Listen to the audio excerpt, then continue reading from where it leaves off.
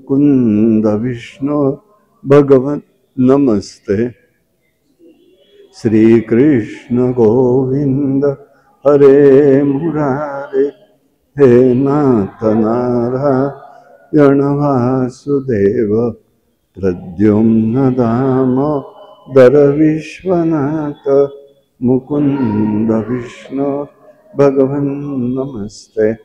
श्री कृष्ण गोविंद हरे मुरारे, हे नाथ नारायण वासुदेव, प्रद्युम्न दामोदर विश्वनाथ, मुकुंद विष्णु भगवन् नमस्ते। श्री कृष्ण गोविंद हरे मुरारे, हे नाथ नारायण वासुदेव, प्रद्युम्न दामोदर विश्वनाथ, मुकुंद विष्णु भगवन् नमस्ते। श्री कृष्ण गोविंद हरे मुरारे, हे नाथ नारायण वासुदेव, प्रद्युम्न दामोदर विश्वनाथ, मुकुंद विष्णु भगवन् नमस्ते। पुंडलीकवरदारि विठ्ठल श्री ज्ञानदेव तुकाराम, भगवान गोपाल कृष्ण महाराज की जय। भगवान पुढे सांगतायत उद्धवाला, सत्वम रजस तव इति गुणाः बुद्धिर्न चा आत्मनः, सत्वेन्यापतमो हन्यत्वात् सत्वं सत्वेन चैव हि। या विषयाचं नाव आहे हंसगीता। मागील अध्यायात भगवंतांनी सांगितलं, गुरुसेवा आणि अनन्य भक्तेने ज्ञानाने जीवभाव तोडून टाकायचा। आत्मस्वरूपात एकदा रममाण झालं की ज्ञानाचं सुद्धा टाकून द्यायचं आणि त्यासाठी मार्ग सांगताय। ज्ञान टाकायचं म्हणजे काय आहे? ज्ञान टाकायचं असा अर्थ म्हणजे ज्ञान संपवून टाकायचं असा अर्थ नाही येतो। तर त्या ठिकाणी आम्ही चांगलं वाईट सगळं सोडायचं आहे, सगळं सोडायचं आहे। आणि म्हणून त्यांनी सांगितलं तिथे सत्व रजतम हे बुद्धीचे गुण आहेत, आत्म्याचे नाहीत। सत्वगुणांनी रजतम गुण नष्ट करायचे आणि नंतर शुद्ध सत्वगुणाचं वृत्तीने सत्वगुणाचाही त्याग करायचा। कुठलेच गुण नको आहेत, निर्गुण ज्याला म्हणायचं आहे ते स्वरूप आहे, तेही असता कामा नये। त्यासाठी मनुष्याने जीवनात सत्वगुणाची वाढ झाली की भक्तिरूप धर्माची वाढ होते। सात्विक पदार्थाचं सेवन झालं तर सत्वगुण वाढत असतो आणि मग धर्माकडेही वृत्ती होते। भगवंताविषयी प्रेम अनाहत स्वरूप होतं। म्हणून सत्वगुणी सत्वगुणाचा अंगीकार करायचा आहे। यासाठी खरा धर्म काय आहे तर सत्वगुणाची वाढ करणं। मग ही वाढ कशाने होईल ते भगवंतांनी सांगितलं। अगमोक्तपः अपहा प्रजादेशः कालः कर्मच जन्मच ध्यानं कर मंत्रेयं संस्कार दशैते गुणहेतवाः। सत्वगुणाची वाढ ही 10 गुणांमुळे होते। कशाने होते हे लक्षात घ्या, याला उपप्रश्न नाहीये। आम्ही करायला लागलो की आमची बुद्धी दाखवण्याचा प्रयत्न होतो, हे होता कामा नये। देवाने काय सांगितलंय त्याचा अर्थ काय, त्यात मी काय करू शकतो हा विचार करायचा असतो। अप म्हणजे अगम, अगमो अपहा। अगम म्हणजे धर्म शास्त्र याचं अनुकरण सगळ्याचं सगळं सद्यस्थितीत काळात जमेल असं नाहीये, हेही लक्षात घ्यायचं. पण त्याचं श्रवण तरी करायचं. एक एक गोष्ट तुम्ही जशी पुढे करायला लागाल श्रवण करत करत, चित्तशुद्धी म्हणजे होतं काय, तर ते तुम्हाला करायला मिळण्याची संधी प्राप्त होते. हे लक्षात घ्यायचं आहे. अर्थ काय त्याचा? शास्त्र श्रवण करायचं म्हणजे काय?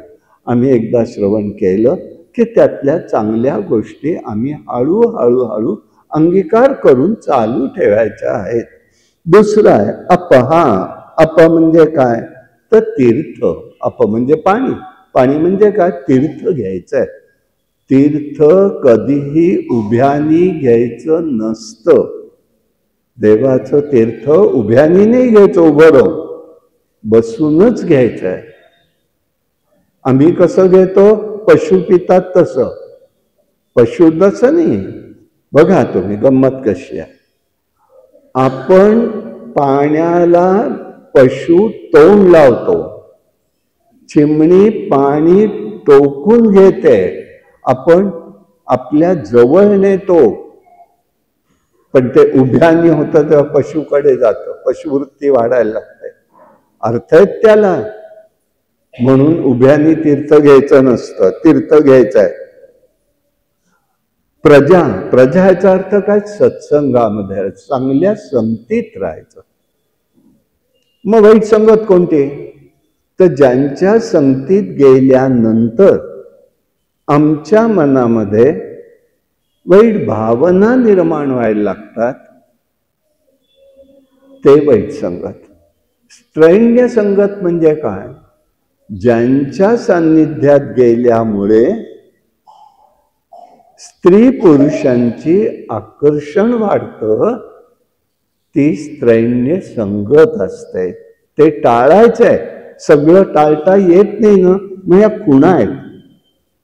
तिथे एखाद्याच्या संगतीत आम्ही आल्यानंतर आमच्या मनोवृत्ती कशात बदल होतात? मग अशीच काहीतरी कोणीतरी विचारलं, हा बदल आमच्यात झाला पाहिजे. आम्ही ते ओळखलं पाहिजे. ओळखून आम्ही तो संग करायला पाहिजे. मग ओळखायच्या खुणा कुठल्या? प्रवृत्ती बदल आपल्या. जर तो अधोगतीचा असेल तर थांबवायचंय, ताबडतोब थांबवायचंय. म्हणून परवा मी एक सांगितलं बोलताना, गृहस्थाश्रमाचं सांगताना, की पूर्व एक काळ असा होता की स्थळ बघताना असे बघायचे, हे कुटुंब कोणाकोणाच्या संगतीत आहे. आता तुमचं ते काय आलंय व्हॉट्सअपनी, काय काय मला नावं नाही माहिती, त्याच्यावरती काही कळत नाही. आणि कळाल्यानंतर कळतं, जेव्हा कळतं तेव्हा आडनावावरनं बघायला जातात की लगेच दुसरंच कोणीतरी आहे कोणतं. म्हणजे म्हणून म्हटलं की हे काय आहे? ही सत्संग आहे. नंतर त्यांनी सांगितलं देश. देश याचा अर्थ काय? स्थान. कोणत्या स्थानात आहोत आपण? कुठे आहोत? आपली धडपड काय आहे या स्थानाची? इथे यतीची समाधी आहे, इथे वरती शिवाचं स्थान आहे, वास्तू आश्रम म्हणून आहे, गृहस्थाश्रमाचा नाही आहे, यासाठी आहे. मग पुढचं आहे काल. काल म्हणजे काय आहे? तर वेळेचा उपयोग आम्ही काय करतो? एक मिनिट, 2 मिनिटं, 5 मिनिटं जरी आम्हाला मिळालं तर आम्ही काय करतो? व्हॉट्सअपवरती बटन दाबत बसतो. मोबाईल निघाला ना आता लहानापासून मोठ्यापर्यंत सगळ्यांचे हात तिथे बटन दाबण्यात आहेत. काय करावं याला आणि कसं थांबायचं हेच कळत नाही. मग चांगलं का वाईट काही ठरवता येत नाही. मग पुढचं आहे काय करतो काय नाही, त्याचा हेतू काय? जन्म म्हणतायत. जन्म याचा अर्थ अनुग्रह घ्यायलाच पाहिजे. अनुग्रहाचा अर्थ काय? पहिली गोष्ट, आणि ते आमच्याकडे होतं का? अनुग्रह याचा अर्थ असा आहे, समोरच्यानी गुरूंनी गेल्या जन्मीची उपासना, त्या जीवाची या जन्मीची उपासना जोडून द्यायचं काम आहे. त्याचं नाव खरं अनुग्रह आहे. त्याचं नाव अनुग्रह आहे, उगीच उगीच नाही आहे. दीक्षा वेगळी, हा अनुग्रह. आणि दीक्षेमध्ये तिथे तात्काळ तुम्हाला त्याची अनुभूती येते का? एक क्षणभर का भिना ती अनुभूती आहे का? मग तुमचा अभ्यास सुरू, परिवर्तन, तुमचा अभ्यास सुरू, तो अनुभव घ्यायला. दीक्षा वेगळी, तिथे सुद्धा तो असतोच विषय. सगळ्यालाच उठसूट द्यायची नसते आणि सांगायची पण नसते. पण आता झालाय भाग सगळा सगळीकडेच असा. म्हणजे माझ्या आठवणीने सांगतोय मी फक्त. गुळवणी महाराजांना सुद्धा श्रीधर स्वामींनी सांगितलेलं, आणि दत्त महाराज मात्र ते कटाक्षाने पाळत होते. येईल त्याला दीक्षा ना, सांगायचं. हे वाचलत का? सिद्धयोग वाचलं का? सिद्धवाणी वाचलत का? जमणार आहे का तुम्हाला? चिंतन करा, 1 वर्ष अभ्यास करा, मग तुम्हाला मी एखाद्याचा तीव्र असेल अभ्यास तर ते ओळखायचे. आता तुम्हाला दीक्षा होईल, अमक्या वेळेला बसा. आता तसं राहिलंच नाही. हीच तर अडचण आहे फार मोठी. बरं, दीक्षा घेणारा असतो, त्याला वाटतं मला सगळंच मिळालं, मी सगळंच बघू शकतो आणि करू शकतो. नाही होत असं. म्हणजे आमच्या विचारामध्ये, ह्या विचारात कुठे तसं नाही. म्हणून अनुग्रह म्हटलेला आहे त्याला. जन्म म्हणजे ध्यान सांगितलं, ही साधन आहे. ध्यान म्हणजे ध्यानच नाही, एक साधन येत राहायला पाहिजे. मंत्र आहेत. कोणते मंत्र आहेत? बीज मंत्र आहे, नाम मंत्र आहे. बीज मंत्र म्हणजे काय असतात? तर ते तुम्हाला ओम ऐं ह्रीं क्लीं चामुंडा विच्चय, हे बीज मंत्र आहेत. शब्द असतात, शब्दांना अर्थ नसतो, पण शब्दांना सामर्थ्य असतं. लक्षात घ्या मी काय म्हणतोय.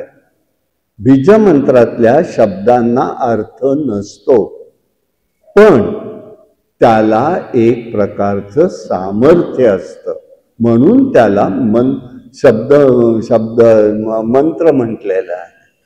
आणि जपमंत्र म्हणजे काय असतात?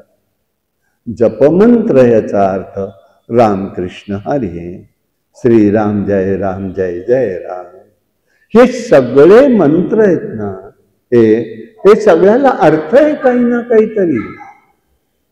त्या प्रत्येक शब्दाला अर्थ आहे.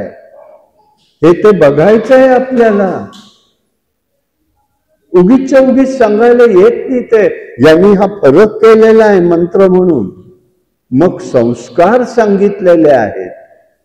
संस्कारही असावे लागतात. तेही मी आपल्याला जन्मकाळाच्या वेळेला किंवा कुठे सांगितलेत. अन्नप्राशन संस्कार आहे. पुण्यवाचनादी कर्म आहे त्याला. नामकरणाला पुण्यवाचनादी कर्म आहे. उगीच उठलं घातलं, आत्याच्या पाठीत धपाटे नाव झालं नाही. तिला कधी मारायला मिळत नाही ना, ही संधी असते मारून घ्यायला. दुसरं काही नाही.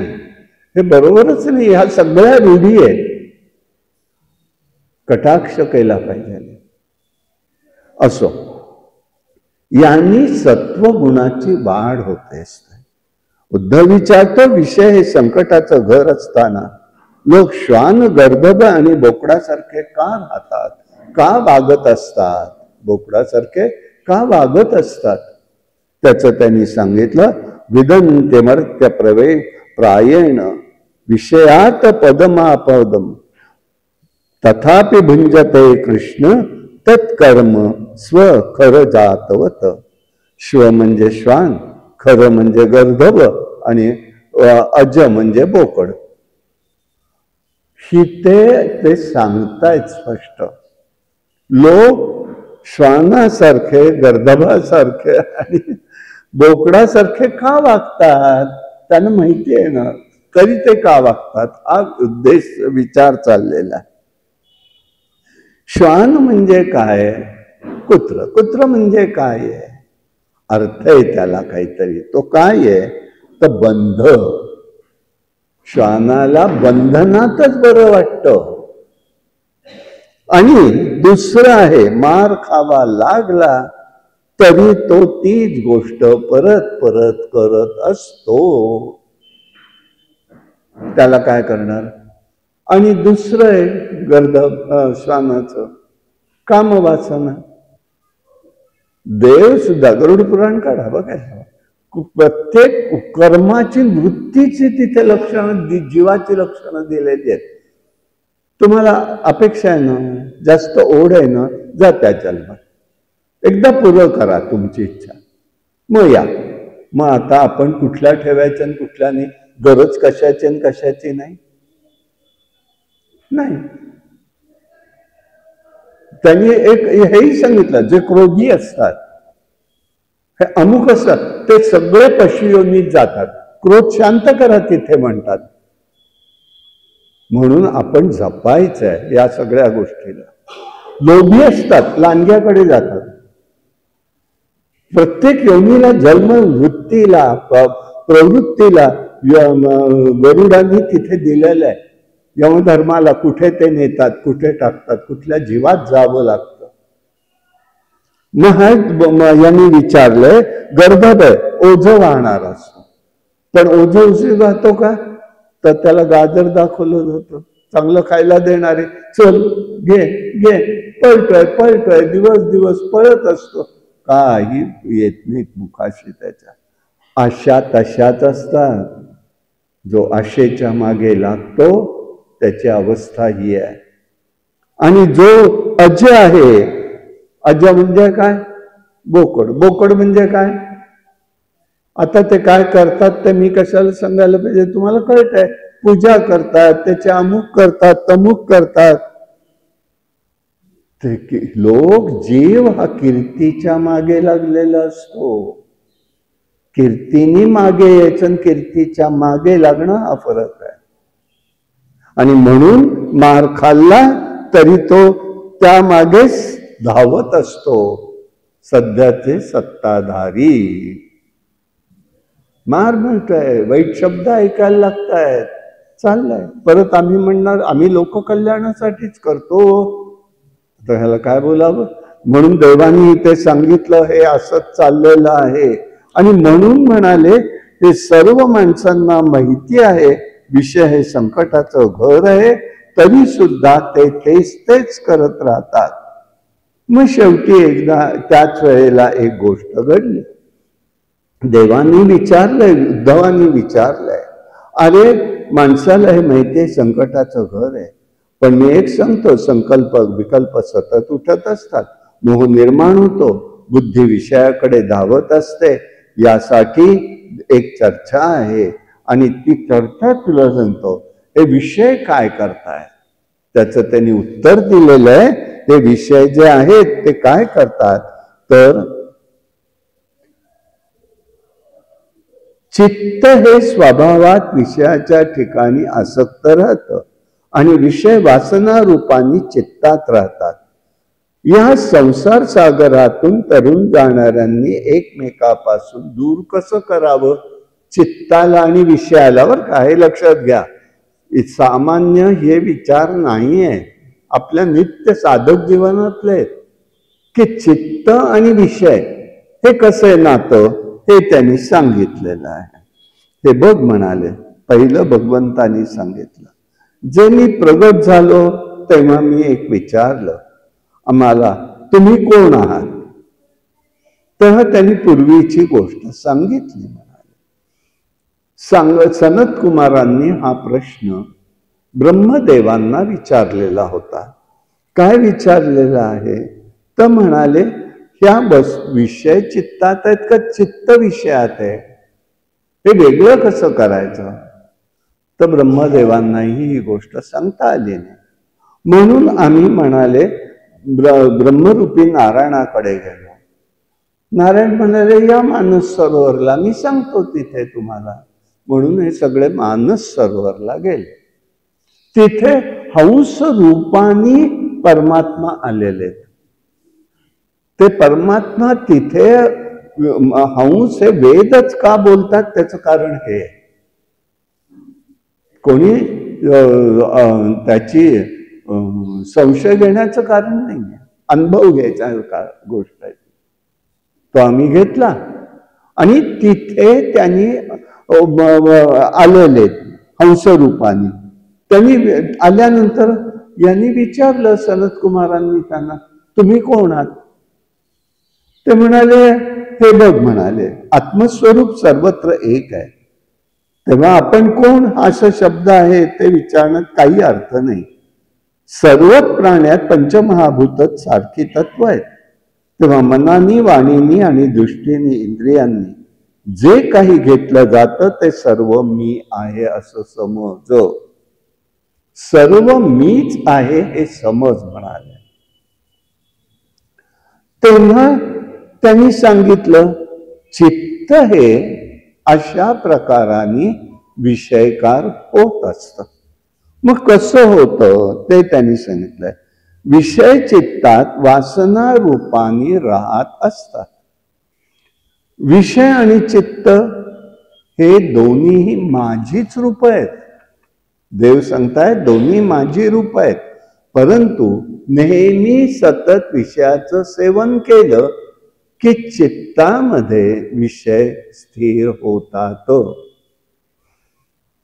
मग विषय चित्तात निर्माण होऊन त्याचा अहंग संस्कार घडत असतो. आणि त्या संस्काराने काय होतं, खरं म्हणजे दोन्हीचाही त्याग करायला पाहिजे. विषयाचाही त्याग आणि चित्ताचाही त्याग. कारण ही उपकरणी आहेत. मन, बुद्धी, चित्त ब्रह्मस्वरूपाला, परमात्म्याला जाणण्याची उपकरणी आहेत. म्हणून ते गेलं पाहिजे. म्हणजे कर्मानी वासना निर्माण होतात, वासना चित्तामध्ये राहत असतात. म्हणून ते नाहीसं झालं पाहिजे. अर्थ त्याचा आहे. बुद्धीच्या वृत्ती कशा असतात तर सत्व, रज, तम असतात. जीव हा साक्षी असतो, तर बुद्धी ही आत्म्याला जागृत, स्वप्न, सुषुप्ती या अवस्थेमध्ये बांधून टाकते. तेव्हा त्याची तुर्या अवस्थेतून बंधनात ती तोडली जातात. विषय आणि चित्त यांचा परस्पर संबंध असतो. मी आणि माझं अहंकार हे बंध आहे. हे वेगळे करण्यापूर्वी देह वेगळा आहे हे कळलं पाहिजे. देह आणि आत्मा वेगळा आहे हे कळलं पाहिजे. आणि ह्याचं नाव आहे विवेकाचं ज्ञान हवंय. त्याचा अर्थ माऊलींनी फार छान सांगितला. कोणाचे हे घर, देह हा कोणाचा, आत्मा रामसाचा सर्व जाणे. मी तू हा विचार विवेके सोडावा, विवेके धरावा, गोविंदा हा घ्यावा याच देही. सगळ्यात आपल्याला एकच गोष्ट लवकर साध्य होऊ शकेल आणि जमायला सोपी आहे. अखंडपणे भगवंताचं चिंतन. अखंडपणे जे कर्म करायचे ते त्याच्यासाठीच. न करणं दोष आहे ना, मग आम्ही तेच करू. आणि मग त्यांनी सांगितलं, हा देह प्रश्न असेल तर चित्ताचाही प्रश्न आहे. म्हणून सुरुवातीचा प्रश्न सांगितलाय, मी आणि माझं हे संपलं का सच्चिदानंद स्वरूपाचा लोप होतो आणि विषय चित्त आणि चिंता सोडावी लागते. चिंता कोणती? उदाहरण देतो. आकाशात आता हे आपण वातावरण अनुभवलेलं आहे आतापर्यंत, की ढग येतात, पाऊसही पडत नाही पण ढग आले असतात. सूर्य उदय झाला असतो का असतो? कशावर? प्रकाश तो मंद बाहेर पडलेला असतो. प्रखर प्रकाश असतो का? स्वच्छ असतो का? नाही. मग हे कशाने होतं तर आत्मप्रकाश तिथे घट्ट आहे एकाच जागी, पण मध्ये ढग आले. ढग कोणते आहेत? विषय, आकांक्षा, वासनांचे. ते एकदा दूर झाले की मी तू आत्मप्रकाश आणि सूर्यप्रकाश एक आहे हे ज्ञान होतं. म्हणून विषयाची चिंता सोडावी. जोपर्यंत जीव संशय भ्रम युक्तीने सोडवता येत नाही. युक्ती महत्वाचं आहे. युक्तीने हे सगळं आम्हाला सोडायचं आहे, शक्तीने नाही, कृपेने नाही. आता ते तुमच्या स्वयंपाकघरातलं उदाहरण, फोडणी करायची आहे. आमच्या आत्याबाई म्हणायच्या, सुगरीण कोण? प्रत्येक पदार्थाची फोडणी करत बसणारी नाही. आज काय काय करणार आहोत? अमुक अमुक आहे, फोडणी एकच करणार, सगळ्याला पुरेल अशी. आणि प्रत्येक गोष्ट करताना तेवढे 2-2 चमचे, 4-4 चमचे, 5-5 चमचे काय लागेल ते टाकणार. हे कर्मयोगच कौशल्य. कर्म करायचं आहे पण कौशल्य पाहिजे. नाही तर सगळे पसारे मांडून बसायचं. करून झालं की अगं बाई केवढं ग आवरायचंय, बसले तिथेच. उपयोग नाहीये. कसं काम आम्ही करायचंय, एका वेळेलाच सगळं कसं उरके हे लक्षात घ्यायला लागतं. ते देव सांगतायत ही चिंता सोडून द्यायची. जोपर्यंत जीवाला भ्रम आहे, चुकीची पद्धतीने सोडवतात, ते अज्ञान असतं. आता आत्मस्वरूप उत्पन्न होतं कसं? जीव हा देहाधिक अवस्थेत बाल, तरुण, वृद्ध असतो. इंद्रिय उपभोग घेतो, स्वप्नात वासनामय पदार्थाचा भोग घेतो, झोपेत तो विषय आवरून ठेवतो. त्याचा साक्षी हा आत्मा असतो. अभेद्य दर्शनाची एक युक्ती सांगितली आहे. जागृत स्वप्न सुषुप्ती अवस्था मायेमुळे असतात. हा भ्रम संशय दूर करण्यासाठी संतांचा उपदेश, उपनिषद, अनुमान, प्रमाण या साह्याने दूर करायचा. हृदयामध्ये स्थिर झालेल्या परमेश्वराचं भजन करायचं आहे. विज्ञान म्हणजे परमेश्वराचा जणू काही अनेक रूपाने दिसतो, त्याच गुणांचं कार्य असून त्यात भेद नसतो. तेव्हा साधक आत्मानंदात मग्न व्हावं आणि व्यवहारातील द्वैत ओळखून वागावं. शरीर आहे तोपर्यंत नामस्मरण रूपी संस्कार घडला पाहिजे, शेवटपर्यंत घडला पाहिजे तो. जसं मदिरा घेतल्यावर वस्त्राची शुद्ध नसते, तसं आत्मज्ञान झालेल्या माणसाकडून असावं. ह्याचा अर्थ देह हा प्रारब्धावर सोडायचा असतो त्यावेळेला.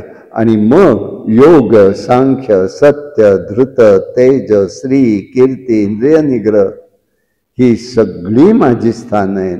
म्हणून समता आणि अनासक्ती हे अविनाशी गुण आहेत. हे सर्व निर्गुण निरपेक्ष सर्वाचा हृदयस्थ असतो. सर्वात प्रिय आत्मा हे माझं स्वरूप आहे. मग भक्तिभावाने त्याची स्तुती करायची आहे. अशा प्रकाराने त्यांनी दाखवून दिलं की मग ते म्हणाले ह्याचा अर्थ एवढाच आहे की विषय मन, बुद्धी, चित्त बोलवतो म्हणून तिथे जातात आणि ते वसतात, म्हणजे घट्ट राहतात.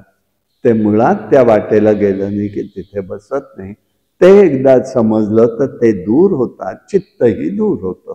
हा भाग हंस रूपी आलेल्या परमात्म्याने सांगितलेला आहे. मग त्या ठिकाणी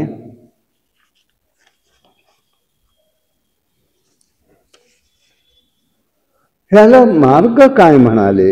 यासाठी हे सगळं भक्ती हे उत्तम मार्ग साधन आहे.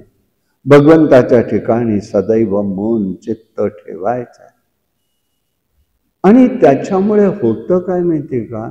आपण सगळ्या विषयातनं हळूहळू बाहेर पडत असतो. हाताने काय करायचंय, पायाने काय करायचंय, आम्ही कसं वागायचं आहे, तर त्या भगवत स्मरणात बघितलं की दुःखही होत नाही, शोकही होत नाही. मीच का?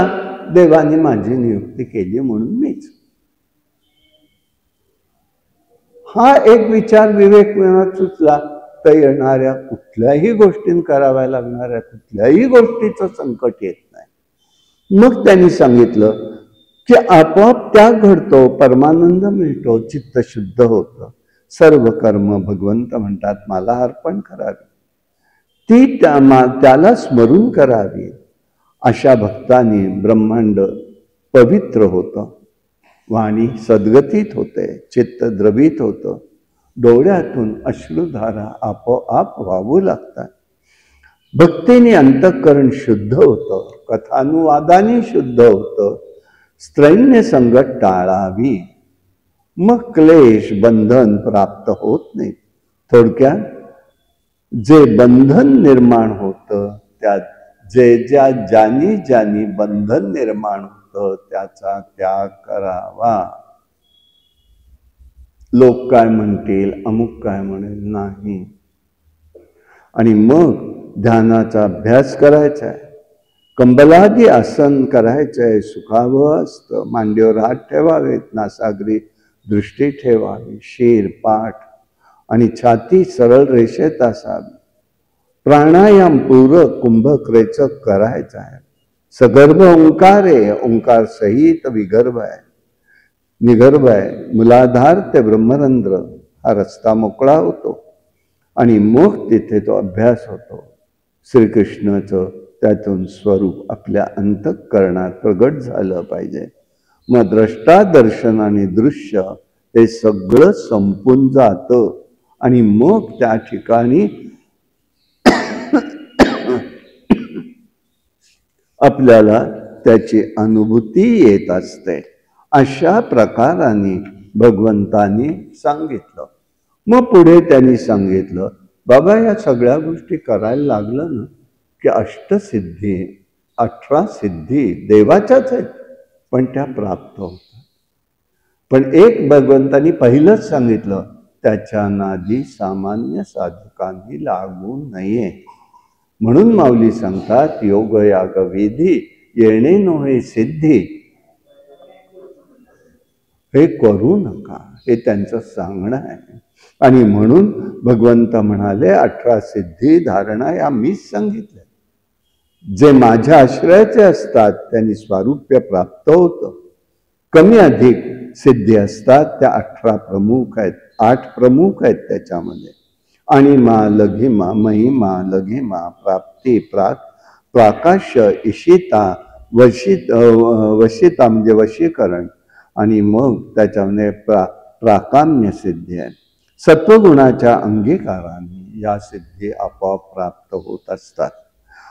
अमूर्णी अवस्था म्हणजे मग क्षुधा तृषा न लागणं, दूरदर्शन म्हणजे दूरचं ऐकायला येणं, दूरश्रवण म्हणजे दूरचं ऐकायला येणं, दूरदर्शन म्हणजे दूरचं दिसणं, मनोजव म्हणजे मनाच्या वेगाप्रमाणे एखाद्या ठिकाणी जाणं, देहाला गती प्राप्त होते, कामरूप म्हणजे इच्छित स्वरूपाची प्राप्ती, परकाया प्रवेश म्हणजे दुसऱ्याच्या शरीरात जाणं, स्वच्छंद मृत्यू इच्छेप्रमाणे मृत्यू पावणं,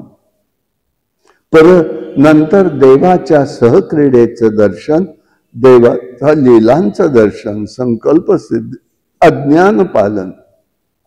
आज्ञापालन हे सगळं सांगितलं.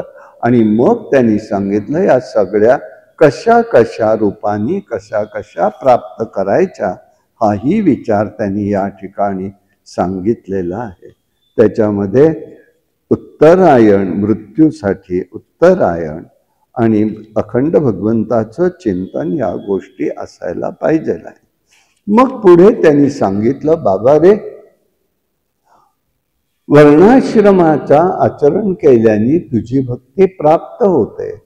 उद्धव विचारतोय, तर ती भक्ती प्राप्तीचं साधन कोणतं आहे? जेव्हा तू निजधामाला जाशील, तेव्हा निघशील जायला, तेव्हा तुझा धर्म कोणाला शरण जाणार? तेव्हा त्यांनी सांगितलं, बाबा रे, मनुष्याच्या ठिकाणी भक्ती निर्माण होण्यासाठी मी धर्म तुला सांगतो. हंस नावाचा धर्म हा कृतयुगात होता. मनुष्य कृतकृत्य होता म्हणून त्याला कृतयुग म्हटलेलं आहे. त्यामुळे वेद केवळ ओंकार स्वरूप आहेत. हा धर्म म्हणजे वृषभरूप असून चतुष्पाद आहे. यज्ञादी धर्मही नव्हता, त्याच्या तपोनिष्ठ निष्पाप होते. हंसरूपाने ध्यानरूप उपासना करायचे आहेत. त्रेतायुगात ऋग्वेद यजुर्वेद सामवेद प्रगट झाले, यज्ञकर्म उत्पन्न झाले. माझ्या विराट स्वरूपापासून सगळं निर्माण होत गेलेलं आहे. अशा प्रकाराने सगळ्या गोष्टी त्यांनी सांगितल्या. आणि मग त्यांनी सांगितलं शूद्रांचे स्वभाव हा धर्म आहे, स्वभाव धर्म आहे. जे मिळेल त्यात संतुष्ट राहायचं आहे. वर्णबाह्य लोक अपवित्र, खोटं बोलणं, चोरी करणं, नास्तिक, कलह करणं, काम, क्रोध, अतिलोभ वर्णबाह्याचा स्वभाव आहे. साधारण धर्म आहे अहिंसा, सत्य, भाषण, चोरी, काम, क्रोध, लोभाचा त्याग करणे, प्राणीमात्रांविषयी प्रेम ठेवणं आहे. धर्म ब्रह्मचार्याचा धर्मही सांगितला. मग सर्वत्र समबुद्धी ठेवून गुरु आणि अग्नी, गुरु, जीवात्मा सर्व ठिकाणी उपासना करायचे. वानप्रस्थ यतींचे धर्म सांगितले. स्त्रियांच्या ठिकाणी बद्ध होऊ नये, स्पर्श टाळावा, मैथून करणाऱ्या पशुपक्ष्यांकडे पाहू नये, ते धर्माचं पालन आहे. आश्रमाच्या उपयुक्त धर्म सांगितला. पवित्र राहावं, आचमन, स्नान, संध्याआधी वंदन करायचं आहे सर्व आश्रमांना. अपेय पेयपान, अभक्षभक्षण, सरळता, तीर्थसेवन हेही करायचं नाहीये. तीर्थसेवन करायचंय, अभक्षभक्षण नाही घ्यायचं, अपेय पेयपान नाही करायचं. शौचादी नियम, मन, वाणी, देह याचा निग्रह करायचा. सर्व भूतांच्या ठिकाणी परमात्मा नांदतो ही भावना ठेवायची. गृहस्थाश्रम स्वीकारणाऱ्यांनी गुरुग्रहात परतताना दक्षिणा पण द्यायची आहे. सोडमुंज करून त्या ठिकाणी गृहस्थाश्रम स्वीकारायचा. अलीकडे जे चालतो मुंज झाल्यावर लगेच सोडमुंज, ही अत्यंत चुकीची गोष्ट आहे. लग्नाच्या वेळेलाच सोडमुंज झाली पाहिजे, नाही तर अनाश्रमी जीव आहे तो. अंतःकरण शुद्धीसाठी वानप्रस्थ चित्तशुद्धीसाठी संन्यास ग्रहण करावा. क्रमशः आश्रमाचा नियम आहे. आणि म्हणून स्ववर्णाचे, कुळाचे, वयाने आपल्यापेक्षा लहान योग्य अशी स्त्री पाहावी. मी सगळ्यांचा उद्धार करत असतो, देव म्हणाले. यासाठी गृहस्थानी पंचमहायज्ञ करायचा आहे. पितरांसाठी श्राद्धादी पक्ष करायचे आहेत, तर्पण करायचं आहे. कुलधर्म कुलाचाराचं पालन करायचं आहे. ही सगळी माझी सेवा आहे. भाव ठेवून प्रतिदिनी पंचयज्ञ करायचं आहे. अशा प्रकाराने सगळ्या गोष्टींचं पालन सावध रीतीने करायचं आहे. जीवाचं नियमन आणि नियंत्रण होण्यासाठी आवश्यक ते अनुशासन भगवंतानी या ठिकाणी सांगितलेलं आहे. आता त्यांनी पुढे आश्रमांचे विचार सांगितलेले आहेत. सगळे पुढे सांगितलं ज्ञान आणि भक्ती, यमनियम यांच्याविषयी साधनांचं भगवंतांनी वर्णन केलंय. ज्ञानाने आत्मज्ञान झालं, त्याची लक्षणं कोणती आहेत? आता आमचा मगाशी कोणीतरी विषय काढला, अनुग्रह. ह्याचा हे तेच आहे. इथे बघत असाल तर हा अध्याय 19 बघा, 31व्या स्कंधातला. काय अनुभूती, काय प्रमाण, काय त्याला? ते आम्हाला येतं का? आम्ही ते करतो का? आम्ही ते पाहतो का? नाही तर वेळाचा अपव्यय आहे, हे मला म्हणायचं. मी कोणाला दोष देत नाहीये. आपल्या वेळेचा अपव्यय आहे त्याच्यामध्ये. आणि म्हणून अनुभवजन्य ज्ञान जीवनमुक्ताला कर्म कर्तव्याचं ज्ञान नसतं, असं आहे. शाब्दिक ज्ञानाने समाधान होत नाही. जेव्हा त्याचा अनुभव येतो तेव्हा अनुभवजन्य ज्ञान होतं. शुद्ध लक्षण असतं, तेव्हाच अनुभव येईपर्यंत श्रवण कधीही सोडू नये. श्रवण अखंड ठेवावंच लागतं. हे भाग लक्षात ठेवायचा. मिथ्याभास, विषयभास संपून जातात. श्रवण मनन करायचंय, भवभ्रम दूर होतो, सर्व चराचर एकरूप मानायचंय, आत्मानुसंधान ठेवायचंय, ज्ञानाने साधन आणि वृत्तीरूप ज्ञान टाकून द्यायचंय, ध्यानाचा अभ्यास करायचा आहे. ज्ञानाने प्रेम मिळावं लागतं. अशा प्रकाराने सगळं स्वरूप त्यांनी सांगितलं. ज्ञान विज्ञान आणि शुद्ध भक्तीचं हे स्वरूप आहे.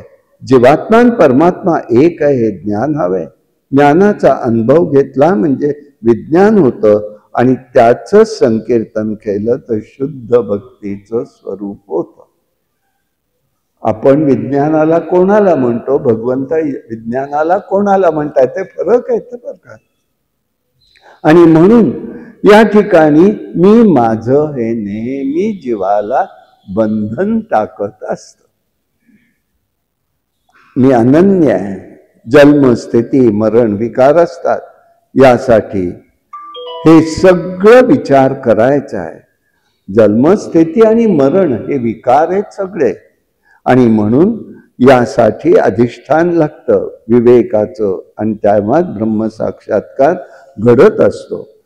भगवंताला मन अर्पण केलं पाहिजे, किंवा सर्व कर्म भगवंताला अर्पण करायची म्हणजे निरपेक्ष कर्म होतं. सगळं असेल ते आणि प्रत्यक्ष नाही केलं. अजून पुढे जाऊन मी सांगतो, अधिकार नाही मला तो सांगायचा, पण सांगतो मी. आता अलीकडे आपल्याला माहिती आहे की एका घरात जरी म्हटलं तरी अनेक वारे असतात, अनेक मत असतात. समर्थ सांगताच आहेत, मतांचा गलबला असतो. तेव्हा आपल्याकडे आपण चहा घेतोय, काही खातोय, आपल्या समोर आलं, 1 मिनिट डोळे मिटून आपण देवाला द्यावं ना. भगवंताला पोचतं, कारण भगवंता गंधद्वारा दुरादर्शात नित्य पुष्टा करीशिनी. तो गंधानी घेत असतो, तो प्रत्यक्षाने, पण आपला भाव होतो, त्यांनी घेतलंय, आपण घ्यायचंय. मग ते कदाचित औषधही असेल, मी म्हणेन, हरकत नाही. आणि त्याला जेव्हा नको वाटेल ना, तेव्हा आपण सुटका विकारात होईल. अशा प्रकाराने बघायचंय. अर्थ जिज्ञासू अर्थार्थी मुमुक्षु हे सगळे असतात. भगवंताचं प्रेम प्राप्त करावं यासाठी काय आहे तर ब्रह्म सर्वत्र समजलं पाहिजे. देह क्षणभंगूर आहे. आत्मज्ञानी संत ऋषींचा अनुभव पाहणं हे महत्वाचं आहे. प्रपंचाची आसक्ती सुटली पाहिजे, हा विषय त्या ठिकाणी त्यांनी सांगितलेला आहे.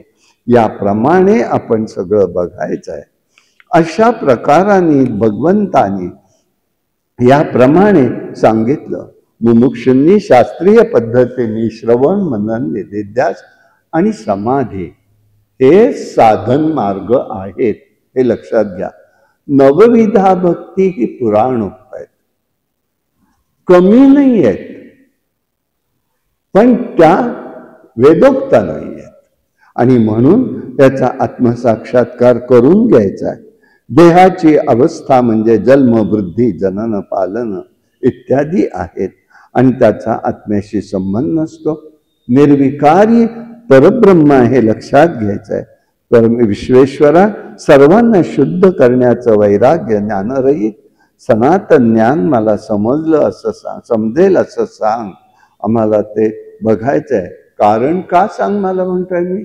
त्याचं कारण आहे की देवा मी संसार रूपी गृहामध्ये अडकून पडलेलो आहे, आणि म्हणून काळरूप सर्पदंश करतोय. विशेष सुखाची तृष्णा आहे, यातून मला सुटण्यासाठी उपाय सांग. भगवंत म्हणाले, महायुद्ध झाल्यावर भीष्माचार्यांनी जेव्हा मोक्षधर्म सांगितला तोच तुला सांगतो.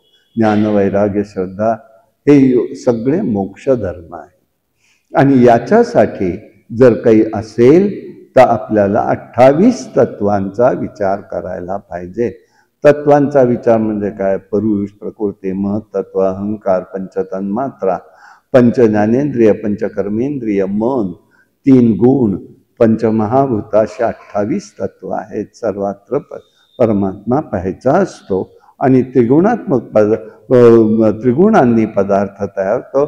भक्तीबद्दल उद्धव मी एवढंच सांगेन तुला की श्रेष्ठ आहे, कथांचं श्रवण करावं, आनंदात राहावं. त्याचा आनंद मिळाला पाहिजे, दुःख नाही होता का, आणि श्रमही वाटता कामा नये. शरीर थकलं हे होता कामा नये. बसून कंटाळा आला नाही होता कामा. मग माझं कुठेतरी मनाशी म्हणायचंय, चुकतंय हे ध्यानात आलं पाहिजे. विषयांचा त्याग आपोआप होतो. द्रव्य संचय खर्च करायचा आहे, भजन करायचं आहे, यथाशक्ती होईल तेवढं यज्ञ अगादी कर्म करायची आहे. चित्तशुद्धीसाठी याची आवश्यकता आहे, हे लक्षात घ्यायचं आहे. अशा प्रकाराने भगवंतानी हे पण सांगितलेलं आहे. मग त्यांनी पुढे सांगितलं, बाबा रे, तू सगळं म्हणतोयस ठीक आहे, पण मी तुला सांगतो, वेद हे जर तुझंच रूप आहे तर वेदामध्ये विधी निषेधाचा विचार सांगितलाय. मग वेदांनी विहित आणि निषिद्ध कर्माच्या पापपुण्याची फळही सांगितलेत. मग आम्ही कसं करायचं, हेही त्यांनी तो विचारलं. तेव्हा ते म्हणाले, मनुष्याला मोक्ष मिळण्यासाठी मी ब्रह्मकर्म सांगितलेली आहे. देवता कांडांनी ज्ञान, निष्काम कर्म, भक्ती हे 3 उपाय केले. हे कर्म फलाशिवाय विरक्त होऊन कर्माचा त्याग करणारा ज्ञानयोगाचा अधिकारी होतो. आणि म्हणून या ठिकाणी काय करायचं आहे, कर्मयोग निश्चित केला पाहिजे. पण कोणतं कर्म करायचं याला महत्व आहे. मग कोणतं कर्म आहे? श्रवणादी श्रद्धा निर्माण होईल आणि श्रद्धा टिकेल, भगवत भक्ती टिकेल अशी श्रद्धा पाहिजे आहे. आणि मग त्या ठिकाणी हे सगळं होऊन तो अनासक्तता येते आणि कर्मांनी वैराग्य निर्माण आपोआप होतं. तुम्हाला अंगी बाणगावं लागत नाही. डायबेटिक्स झालाय म्हणून साखर सोडणं आणि आपोआपच त्या ठिकाणी वाटणं आता नको खायला, खाण्याची ताकद असून हे सुटलं पाहिजे आपोआप. आणि म्हणून नित्य नैमित्तिक कर्म करायचे आहेत, फलापेक्षाच्या रहित करायचे आहेत, सधर्माचरण करायचं आहे, मन निश्चल करायचं आहे, कर्म मन स्थिर ठेवून आळस न करता मनोनिग्रह करायचा आहे, मन चंचल होतं. अशा प्रकाराने देवानी हे सगळं सांगितलं. मग त्या ठिकाणी ते म्हणतायत, ज्ञान कर्म आणि भक्तीविषयी परत तुझं सांग. तू सांगतोयस म्हणाले की हे जरी असलं तरी सुद्धा निष्काम कर्म आणि भक्तीचं हे त्या ठिकाणी घडत नाही कर्म. मग हे कसं घडवायचं? तेव्हा त्यांनी सांगितलं, हे बघ बाबा, देह पडेपर्यंत ईश्वर प्राप्तीसाठी प्रयत्न करायचा असतो. आणि भगवंताची अनुभूती आली तरी देह पडेपर्यंत कर्म करायचं. कर्म आपोआप सुटेल, ते वेगळं. तूहून नाही सोडायचंस, तूहून सोडायचं नाहीस. आणि म्हणून अनासक्त कर्म करायचं आहे, आत्मानुसंधान ठेवायचं आहे. आणि मग काय करायचं आहे तर गुणदोष रहित व्हायचं आहे. भक्तीच्या विशिष्ट अंगाने विचार प्रगट केला की मानवी जीवन सार्थकी लावण्यासाठी हे करणं आवश्यक आहे. आणि यासाठी भगवंतांनी चित्तरूपी समुद्रामध्ये करताना म्हणाले, 3 प्रकारची जगात लोक आहेत. एक आहे वासना तृप्तीसाठी कर्म करणारी लोक, ज्ञानयोगी निरपेक्ष कर्म करतात. आणि भक्ती मार्गाचे लोक वासना कमी करतात. आणि ते करता करता आपोआप त्या ठिकाणी त्यांचं निष्काम कर्म होतं. आणि यासाठी जगात जी वासनेने भरलेली माणसं असतात ते काही त्या ठिकाणी गुंतून पडतात. म्हणून कर्माचे अधिकारी कोण आहेत? जे सत्वगुणांनी राहतात, गुणाचा विचार करून कर्म करतात, त्याला म्हटलेलं आहे. असं जे आहेत ते या ठिकाणी कलियुगात घडले पाहिजे. आणि मग नरदेह पवित्र नसतोच, परंतु तो पवित्र होतो. कशाने होतो? माऊली ज्ञानेश्वर महाराज सांगतात, पर्यदे मदालसा सोहम जो जो रे बाळा जो जो. हा देहनाशवंत कृमी कीटकांचा तो सांदा, वरी घातले चर्म मलमूत्राचा तो बांधा. पर्यदे मदालसा सोहम जो जो रे बाळा जो जो. पण आमचा एकनाथ महाराज सांगतात, पवित्र तो देह वाणी पुण्यवंत, जो वदे अनंत सर्व काळ, तोही देह पवित्र होतो. पण आमच्या मुखात अखंड, आणि आम्ही नाही घेतलं तर करणाऱ्याला सहाय्य, हेही त्यांनी घेतल्यासारखं असतं. आणि म्हणून ते लक्षात घ्यायचंय, ज्ञानाचा आणि भक्तीचा आश्रय जो असेल तर हे शरीर आहे, तर देह क्षणभंगूर आहे. वैराग्य संपन्न भक्ती अखंड निधिध्यास आत्मस्वरूपाचा स्वीकार करायचा आहे. उद्धवा, तुला भक्ती ज्ञान कर्म हे सगळं मी तुला सांगून झालं म्हणाले. आता तुला एकच सांगतो की निष्ठेने धर्माचरण करायचं, त्याच्या विरुद्ध वागायचं नाही, आसक्ती ठेवायची नाही, हे दोष आहेत. तेव्हा एकच तुला सांगतो, विषमता दिसली माझ्या इथे तरी जीवाच्या कल्याणासाठीच असते. तेव्हा देश, काळ आणि निमित्त अधिकार ग्रहण करायचे, गुणदोष पाहिलेच, नियमाने पाहायचं आहे. तेव्हा तू काय शुद्धी अशुद्धी सांगताना भगवंतांनी सांगितलं, स्थानशुद्धी सांगितली. स्थान शुद्ध पाहिजे, कुठे पाहिजे, कसं पाहिजे, आता त्यावेळच्या काळाप्रमाणे सांगितलं की तिथे तुम्हाला हे बघत असताना काळवीट पाहिजे त्या जागा, तिथे हिंडतात, तिथे आता त्या जागा राहिलेल्या नाही तशा बघायला. मग काय आहे, नापीक जागा आहे, तिथे करायचं नाही. अवर्षण होत आहे, अधिक पाऊस पडतो, त्या जागी नाही. म्हणून त्यांनी सांगितलं की त्यातल्या त्यात ज्या ठिकाणी भगवत चिंतन आहे ते त्या ठिकाणी. आणि दुसरा भाग सांगितला, शुद्ध स्थान कोणतं, आपलं शरीर, जिथे भगवंताचं अखंड चिंतन आहे ते पवित्र स्थान आहे. कालशुद्धी सांगितली आहे, सुटकादी काळामध्ये पालन केलं पाहिजे. शांतिका मासिक नियम रजोगुण पालन केलं पाहिजे, ते त्यांनी अशुद्धी काळाचा विषय सांगितला. पदार्थाची शुद्धी अशुद्धी सांगितली.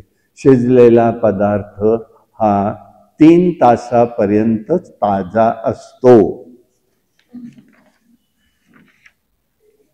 सकाळचं कधीतरी रात्री शिळ येते, त्याचा दोषही येत असतो. दिलेले त्याला बंधनं दिले. आता ते परवामध्ये ऐकलं मी, फ्रीजमध्ये कणिक वेळ मिळेल तशी भिजवून ठेवायची, आणि जेव्हा पोळ्या करायच्या तेव्हा ती भिजलेली कणिक काढायची आणि त्याच्या पोळ्या करायच्या. काय कुठे कुठे तुम्ही, हे काय त्यांना सांगणार आम्ही? देवाचा हा अध्याय जर सांगायचा म्हटला तर सगळ्यांचीच जेवणं बंद होतील सध्याच्या काळात. दुर्बलता, बुद्धी, संपत्ती, हे सगळं बघितलंय. ते सगळं का व्यक्ती आहेत, हे सगळं अशुद्धीच्या संपर्कात आहेत. म्हणून कर्माची शुद्धी होणं आवश्यक आहे. सद्गुरूच्या मुखातूनच मंत्र घेतला पाहिजे.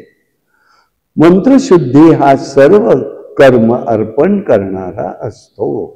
आणि म्हणून ह्याच्या विपरीतपणा म्हणजे अशुद्धी आहे, तो अधर्म आहे. गुणदोषाचं अर्थनियमन करायचं नाहीये. एकाच वेळी कर्मात दोष असूनही तो गुण खरं ठरू शकतो, परंतु तिथे सुरापान कर्म पतितासाठी पातक ठरत नाही.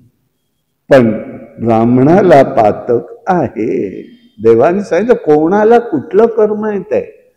आणि म्हणून स्त्री संग संन्यासाला दोषरूप आहे, गृहस्थाला कर्तव्यात्मक आहे, तो त्यांनी केलाच पाहिजे. त्याचप्रमाणे विषयापासून निवृत्त होणं हा मुक्तता आहे, पण मुक्त होणं हा धर्म मनुष्याला कल्याणकारक आहे. अशा प्रकाराने पुष्कळ सांगितलेले विचार त्या ठिकाणी त्यांनी आहेत. मग हे सगळं झाल्यानंतर त्यांनी सांगितलं पुढे, बाबा रे, एक तुला मी सांगतो की हे सगळी तत्वरूप सृष्टी आहे. माऊलींचा एकच अभंग आहे त्याच्यासाठी, हे सगळं त्याच्यात त्यांनी समाविष्ट केलं. एकतत्व नाम दृढधरी मना, हरीशी करुणा येईल तुझी. 7-5-3 दशकांचा मेळा, एकतत्वी कळा दावी हरी. तिथे 28 प्रकार सांगितले तत्वांचे. हे असे ही तत्व, हे कसा बरं फरक पडतो? त्याचं कारण असं आहे, प्रत्येक ऋषींनी महात्म्याने आपल्या चिंतनाने स्वीकारलेले विचार, त्यांचे जे अनुयायी झाले त्यांनी त्याच्याप्रमाणे स्वीकारलं. आज आम्ही नाही का करत आहोत? आजच्या काळात अनुयायी नाही का निर्माण होत आहेत? मगाशीच कोणीतरी सांगितलं असं असं केलंय, अमुक केलं म्हणून. अरे हे सांगायची गोष्टच नसते. गोप्रदान केलं ही जाहीर करायची गोष्ट नाहीये. हे देता नाही बघू नये. आता ह्याला काय सांगणार? देवाने तेही करून घेतलं, आमच्याकडून झालं, त्यांनी ऐकलं म्हणून बोललो मी. आता आम्ही सांगायला नाही गेलो कुठे. आणि त्याचा आपल्याला निसर्गतः त्याचा अनुभव येतो, हे भगवंतानी या ठिकाणी सांगितलंय. आणि म्हणून त्यांनी इथे सगळी तत्व सांगितलेली आहेत. 9 तत्व, 11 तत्व, 5 तत्व असं मिळून म्हणाले. कोणी म्हणतं नक्की काय समजायचं हे सांग. ते म्हणाले उद्धवा, हे फरक अनेक आहेत. तेव्हा हे जरी सगळे असले तरी बुद्धी स्थिर ठेवून तू इंद्रिय निग्रह करून वादविवादात कुठेही पडू नकोस. सर्वत्र एकच तत्व आहे, हरी हे एक तत्व आहे. ते माऊलींनी आपल्याला अभंगातनच सांगितलं. 7 5 3 दशकांचा मेळा, एक तत्वे कळा दावी हानी. त्याच्यामुळे वेगळं बघायचं कारण नाही. आणि ते का आहेत का नाही ते सगळं त्याच्यामध्ये दिसून होतं. ज्ञान हे सत्वगुणाची प्रवृत्ती असल्यामुळे तो प्रकृतीचा गुण आहे. 24 जड तत्व आणि एक 25वा पुरुष म्हणून 25 तत्वाचा अनुभव येत असतो. तेव्हा एक लक्षात ठेव म्हणाले, 9 तत्व, पंचज्ञानेंद्रिय, कर्मेंद्रिय, ज्ञानकर्ममय मन 11 आणि पंचतन्मात्रा 3 गुण असे 28 तत्व आहे. अनेक तत्वांचा विचार त्यांनी या ठिकाणी सांगितला की कशी कशी धरायची हेही त्यांनी त्या ठिकाणी सांगितलेलं आहे. अशा प्रकाराने तत्वविचारही त्यांनी या ठिकाणी सांगितला. आता ते म्हणाले, मी तुला सांगतो, हे जरी सांगत असलो तरी सुद्धा एक गोष्ट लक्षात ठेव की साधकांनी मात्र आपली भूमिका, कोणी कितीही त्रास दिला तरी सुद्धा बदलू नये. आपण आपलं प्रदर्शन करू नका. त्यासाठी याच्यासाठी त्यांनी भिक्षू गीता सांगितली. एक मनुष्य आहे, अवंती नगरी आहे, भगवंत सांगताय. आणि त्या अवंती नगरीत एक राहतोय मनुष्य, धनसंपन्न आहे, पुष्कळ काही त्याच्याकडे, पण कंजूस आहे. स्वतःही खायचं नाही, घरच्यांनाही खाऊन द्यायचं नाही. उदाहरण सांगतो. आता गणपती झाले की नाही, मग गणपतीला कोणी वर्गणी मागायला आलं, अहो तुम्ही माझ्याकडे कसली वर्गणी मागता, तुम्हीच माझ्यासाठी जमा करा मला द्या, असं म्हणणारा हा माणूस. आणि मग तो कसा आहे, लोभी आहे, कामी आहे, महाक्रोधी आहे, कदर्प आहे. कदर्प म्हणजे स्वतःला, कुटुंबियांना, सेवकांना त्रास देणारा, कोणाला काही करायचं नाही, संपत्तीचा उपभोगही घ्यायचा नाही. आणि यासाठी त्यांनी एकदा असं झालं की गावामध्ये दरोडा पडला, सगळंच्या सगळं लुटून गेलं, उरलं सुरलं घरच्यांनी घेतलं आणि पळून गेले. आणि ह्याला एकट्याला ठेवलं. तर दुसऱ्या गावात गेला, तिथे त्याला कळून चुकलं की आपलं खूप चुकलेलं आहे, कळालं. मग त्यांनी पुढे संन्यास घेतला. आता तो कोणी कितीही त्रास दिला तरी रागवत नाहीये. आणि आता त्यांनी सांगितलं, द्रव्यापासून 15 अनर्थ होतात. कोणते अनर्थ होतात? द्रव्य हा चोरी करायला लावतो. पैसा म्हणजे द्रव्य म्हणजे पैसा, चोरी करायला लावतो, खोटं बोलायला लावतो, दंभ करायला लावतो, तो काम वाढवतो, क्रोध वाढवतो, अभिमान वाढवतो, मद वाढवतो, भेद करतो, वैर करतो, अविश्वास करतो, स्पर्धा करतो, स्त्री दूत यांच्याकडे तो आसक्त होतो, मद्यसेवन करायला लावतो. हे 15 अनर्थ द्रव्यामुळे होतात. तेव्हा मनुष्याने कल्याण करायचं असेल तर या 15 अनर्थापासून दूर राहायला पाहिजे. मग मिळवायचाच नाही का पैसा? नाहीये, तसा अर्थ नाहीये. जोडोनिया धन उत्तम व्यवहारे उदास विचारे वेच करी. उदास विचाराचा अर्थ काय? उदासीनतेने आहे. उदासीनतेने खर्च करायचा नाही. तळमळ करून खर्च करायचा नाही. त्रागा करून खर्च करायचा नाही. मग खर्च करायचा म्हणजे काय आहे?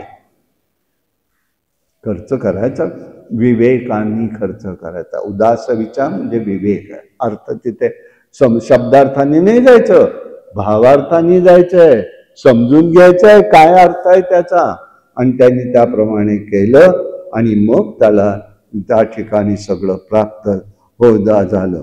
मग तो त्या ठिकाणी आपल्या गावातच आला. संन्यास घेतलेले लोक बोलायला लागले की आता ह्याचं ढोंग केलेलं दिसतंय, यांनी हे ढोंग केलं पैसा काढायचं म्हणून. त्याचा कमंड लुपाळव, त्याचा अमुक कर तमुक कर असे त्याला फिरवलं सगळं पुष्कळ. पण तो काही बोलला नाही. पण त्यांनी एकच गोष्ट सांगितली, बाबा रे, सुखदुःखाला लोक, देवता, आत्मग्रह, कर्म, काळ कोणीही त्या ठिकाणी असं नसतो. संसार चक्र सतत फिरत असतं. मनच हे सुखदुःखाला कारणीभूत असतं. लक्षात ठेवायचं. कोणीही दुसरा कारणीभूत नसतो, मनच असतो. म्हणून मन बलवत्तर आहे. सत्वगुण, सगळ्या गुणाच्या वृत्ती तिथे निर्माण होतात. कर्मापासून देव, मनुष्य तर्यक योनी प्राप्त होतात. संसार चक्राला मन फिरवीत असतं. मनाचा निग्रह केला पाहिजे. दान, नित्य नैमित्तिक, स्वधर्म, नियम हे सगळं करावं लागतं. आणि निग्रहावर सगळं अवलंबन आहे. मनाचा निग्रह हे ज्ञानाचं साधन आहे. अशा प्रकाराने पुष्कळ त्यांनी विचार त्या ठिकाणी सांगितलेला आहे. आणि तो शेवटी तिथे त्यांनी त्या सगळ्या भिक्षूंनी सांगितल्यामुळे त्याला भिक्षू गीता असं म्हणतात. अशा प्रकाराने त्यांनी हा विचार सांगितला. मग सांख्य या भगवंतानी पुढे सांख्यशास्त्राच्या द्वारांनी आत्म्यापासून सर्व पदार्थ उत्पन्न होतात आणि त्या ठिकाणीच पुन्हा लीन होतात म्हणून सांगितलं. त्रिविध प्रपंचाची उत्पत्ती तो करतो. अहम तत्वात्म पंचतन्मात्र करतो. राजसातून दशेंद्रिय, सात्विकातून दशदिशा, चंद्र हे निर्माण झालेले आहेत. अशा प्रकाराने सगळं अंतरिक्ष कसं निर्माण झालं हे सांगितलं. आणि मग त्याच्यासाठी त्यांनी त्रिगुणात्मक जे कर्म घडतात त्याची गती असते त्याप्रमाणे त्रैलोक्य भरून गेलं. अशा प्रकाराने होऊन सगळे विश्वसृष्टी ही निर्माण झाली तत्वात्म. त्याला सांख्य योग म्हणून त्यांनी म्हटलेलं आहे. सगळ्याच्या निर्मितीचा विषय त्यांनी त्या ठिकाणी सांगितलाय. मनुष्याला प्रकृती आणि पुरुषाचं विवेक ज्ञान पाहिजे. 3 गुणावर जय व्हायला पाहिजे. सुख दुःख शांत होत नाही. गुणवृत्तीचं स्वरूप सांगितलं म्हणून गुण त्यांनी सांगितलंय. प्रत्येक ह्याच्यात गुण कसे ओळखायचे ते म्हणतायत.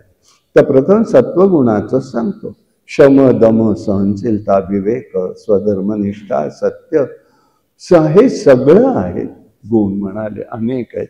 नंतर त्यांनी सांगितलं गुरुवचनांवर विश्वास ठेवायचा. अनुचित कर्मासाठी लज्जा, सरळपणा, विनय, आत्मप्रतीती आहे. रजोगुणाची वृत्ती सांगितली.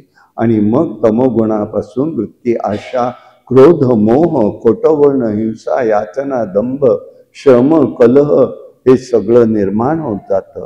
या सगळ्यांच्या मिश्रणातनं अनेक वृत्ती निर्माण होत असतात म्हणाले. त्याला संमिश्रता येते.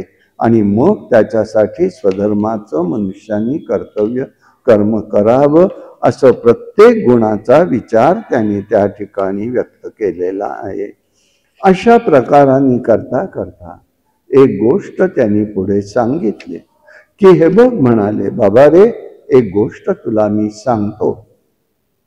भगवान मुक्ती देण्यास म्हणाले, उद्धवा मुक्ती देण्यास समर्थ असलेला नरदेह आहे.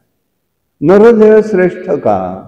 तर नरदेहातच भगवंताची प्राप्ती होऊ शकते आणि नरदेहातनच मनुष्याला पुढे जायचं असतं. इतर योनीत गेलं तरी परत मनुष्य देहात येऊनच त्याला पुढे जावं लागतं. म्हणून नरदेह हा श्रेष्ठ आहे. तेव्हा त्यांनी आईला गीतेचा विषय सांगितला. हे बघ म्हणाले, जीवाला माझा आनंद स्वरूप समजलं पाहिजे. विवेकी माणसांनी काम सेवन उदरभरण याच्या साठी मनुष्याने कामसेवन उदरभरण याच्यामध्ये राहू नये. संगतीने तो त्या संगतीने इतर संगतीने तो कदाचित नरकवासातच जाऊ शकतो. म्हणून मी तुला पूर्वीचा इतिहास सांगतो. ऐल नावाचा राजा होता, म्हणजेच हा पुरुरवा. कीर्तिमान आहे. उर्वशीची भेट झाली आणि त्याच्यावर मोहित होऊन त्याने तिच्या बरोबर राहू लागला. तीही त्याच्यासाठी व्याकुळ झालेली आहे. कामाधीन तो म्हणाला झालो मी. आणि मग त्याच्या कर्म करून तो स्वर्गलोकात गेला, तिथनं परत आला वगैरे बऱ्याच गोष्टी झाल्या. आणि तेव्हा तो सांगू लागला, मी मोही व उर्वशीसाठी मोहग्रस्त होऊन कामाधीन झालो. शेवटी म्हणाले, माझी अवस्था विचित्र झाली. सर्वोच्च राजा होऊनही म्हणाले मी या स्त्री देहात अडकलो होतो. आणि शेवटी एकदा माझ्या तुणाप्रमाणे त्याग करून ही उर्वशी निघून गेलेली आहे.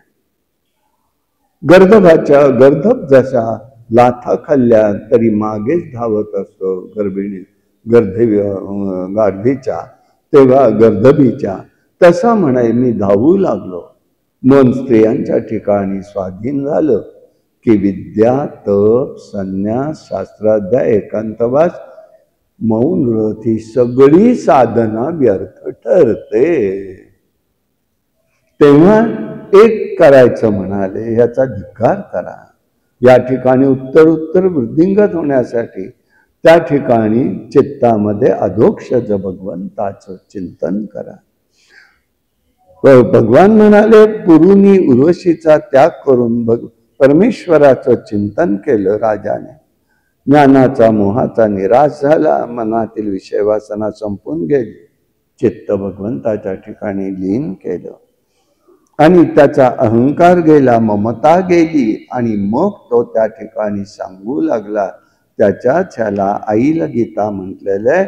बाबांनो, एकच लक्षात ठेवा, साधू सेवा, कर्माची बद्धता, जन्म मरून संसार भय याचं सगळं अज्ञान भगवत चिंतनामध्ये करून दूर करा आणि परमेश्वराच्या सान्निध्यात राहा. यासाठी त्यांनी सांगितलेलं आहे. निरपेक्ष परमार्थात सर्वोच्च एकच गोष्ट आहे, महत्व म्हणजे शुद्ध वासना असणं आवश्यक आहे.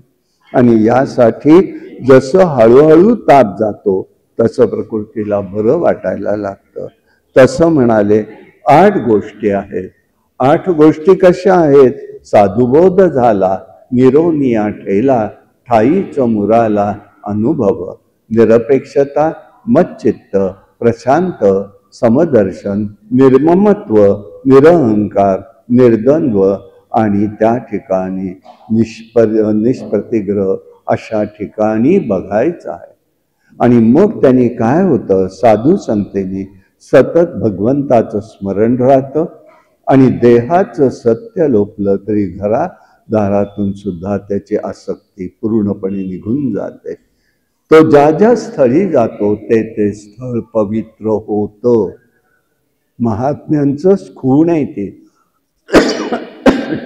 नुसतं नाही तर ते त्या ठिकाणी पवित्र होत असतं आणि म्हणून त्याला महत्व अधिक आहे. राजा पुरु सांगतोय तो, हे स्थळ पवित्र होऊन साधू संतेनी श्रद्धा आपोआप वाटते, भगवत परायण व्हावं, प्रेम निर्माण होतं, अखंड हरीचं चिंतन घडतं, प्रत्येक वृत्ती भगवत जनस्वरूप होते आणि म्हणून खाणं पिणं देणं घेणं भगवन्मय होऊन जातं. आणि यासाठी परमानंद ओसंडून वाहत असतो. नामस्मरणाने विवेक वैराग्य प्राप्त होऊन ब्रह्मज्ञान प्राप्त होतं. तेव्हा साधूंच्या संगतीमध्ये राहावं. एकूण पुरुरवाच्या गोष्टीत काय शिकायचं आहे? तर स्त्री, दास आणि पैसा या 3 गोष्टींपासून कसं सावध राहायचं. अंतरंगात कामक्रोधात विकारांनी बुद्धी नष्ट होत असते. या विकारांमध्ये बुद्धी नष्ट होते, इंद्रिय विषयाला शरण जातात आणि आत्मघात घडू लागतो. जीव असमाधानी होतो. ज्याने जगाचा विकार, जगामध्ये विषमता निर्माण केली, त्याचं नाव आहे मनुष्य हा भोगानंदाकडे जातो. आणि याचा वापर योग्य झाला नाही तर नाश हा त्या ठिकाणी ठरलेला आहे. त्या नाशापासून जीवानी सावध राहावं. जेव्हा जीव भगवंतापासून दूर जातो तेव्हा जीवन अस्वाद होते. जीवनात कामक्रोध हवेत, पण एका मर्यादेपर्यंतच. मर्यादा ओलांडली की त्याचा नाश हा निश्चित आहे. तिथे टन चालत नाही. म्हणून विकार भगवंताने दिलेला असतो, तो भगवंताचा नोकर आहे. पण आता त्यांनी मानवा प्रिय म्हणून मानवाला दिलं, पण मानवच त्याचा गुलाम झाला. हे आत्ताची स्थिती झाली आहे. हे ह्या ऐल गीतेतून आपल्याला कळू शकतं. मग भगवंतांनी क्रियायोग सांगितलेला आहे. क्रियायोग म्हणजे काय आहे? अवतार महाबाबाजींनी या क्रियायोगाचा पुरस्कार केलेला आहे. भागवतात जो क्रियायोग आलेला आहे तो म्हणजे केवळ भगवंताचा पूजा विधी आहे. पूजा कशी करायची आहे, कुठल्या देवता कुठे ठेवायचा आहे, कोणत्या वेळेला कशाचा उपचार करायचा आहे, त्याच्याबद्दल त्यांनी सांगितलेलं आहे. वैदिक विधी, आगमशास्त्र मिश्र, वैदिक आणि आगम यांच्या मिश्रणातनं त्यांनी एक विधी सांगितला आहे. आणि हे सगळं क्रिया करायच्या आहेत. आणि याच्यामध्ये जेव्हा येतं तेव्हा ते कसं करता येईल त्याच्यासाठी त्यांनी 8 गोष्टी सांगितल्या. प्रतिमेचं पूजन करायला हरकत नाही, स्तंडील करायला हरकत नाही, म्हणजे यज्ञागादी कर्म करताना स्तंडीलावर करायचं. नंतर अग्नीची पूजा करायची. नंतर सूर्याची प्रतिमा बघायची, सूर्यमंडलातली पूजा करायची. पाण्याचं पूजन आहे. पाण्याला जीवन म्हटलेलं आहे. जीवन ही एक चितकला आहे. जीवन म्हणजे पाणी ही चितकला. चितकला कशाने म्हणतोय मी? तुम्ही बघा, एक विचार करून की आपण झोपेतनं उठलो, दुपारी असो सकाळी असो, आणि पाण्याचा तोंडावरती हात घेतला, काय वाटतो? ताजं वाटतं. तेच होतं. त्याला चितकला म्हटलं. त्याला चितकला म्हटलं. म्हणजे कशासाठी? आपण जवळच असतो पण आपल्याला त्याला काय म्हणायचं कळत नाही, म्हणून सांगितलं. हृदय सांगितलं म्हणजे मानस पूजा करायची. आणि मग शालिग्राम पूजा करायची आहे. भगवंताचं शालिग्राम हे अचेतन रूप आहे, अचेतन रूप आहे. मग सद्गुरूची पूजा करायची आहे, त्यांना शरण जावं. आणि त्यांच्या हे मनात आहे, प्रत्यक्ष करायला पाहिजे असं काहीही नाही. हा जो आज चाललेला आहे ना, तो बाजार चाललेला आहे. मनोमन सगळी ही पूजा आहे. सद्गुरू ज्यांच्याकडून आपण अनुग्रह घेतो त्यांचे प्रत्यक्ष पाहिजे असं काही नाहीच आहे. ते सगुण रूप आहे परमात्म्याचं, निर्गुण परमात्म्याचं रूप आहे. मग तिथे निर्गुणातनच पूजा झाली पाहिजे. गुणांचं बंधन नकोय तिथे कोणताही. आणि यासाठी ही 8 पूजास्थानं सांगितलेली आहेत. आणि त्याला आवाहन आणि विसर्जन आहे. आणि त्याच्यासाठी देवानी ते सांगितलं, तुम्ही जेव्हा पार्थिव पूजा करता, ती पार्थिव पूजा ही 3 तासापुरतंच दैवत्व असतं. आज लोक व्यवहार किती विरुद्ध चाललाय बघा. 10 दिवसाचा नाहीये, 5 दिवसाचा नाही, एक दिवसाचा सुद्धा नाही. म्हणून गणेश पुराणात उल्लेख आहे, धातूच्या गणपतीवर, धातू कोणताही असो, मूर्तीवर सांगितलेलं नाही, पार्थिव मूर्त नाही, धातूच्या मूर्तीवरती तुम्ही पूजा करायची आहे. महिनाभर ते व्रत आहे. भाद्रपद चतुर्थीला विसर्जन आहे आणि आम्ही भाद्रपद चतुर्थीला सुरू करतोय. सगळं धर्म आचरण विरुद्ध आहे आमचं कर्म. कसं प्राप्त होईल सांगा? असो, मग काय काय आसन कसं असावं, काय करावं, ह्याच्यामध्ये एकच आहे, भगवंताची सूक्ष्मपणे जी कला असते ती हृदयात प्रगट झाली पाहिजे. आणि त्याच्यासाठी तुम्हाला 3 गोष्टींच्या माध्यमातून झालं पाहिजे.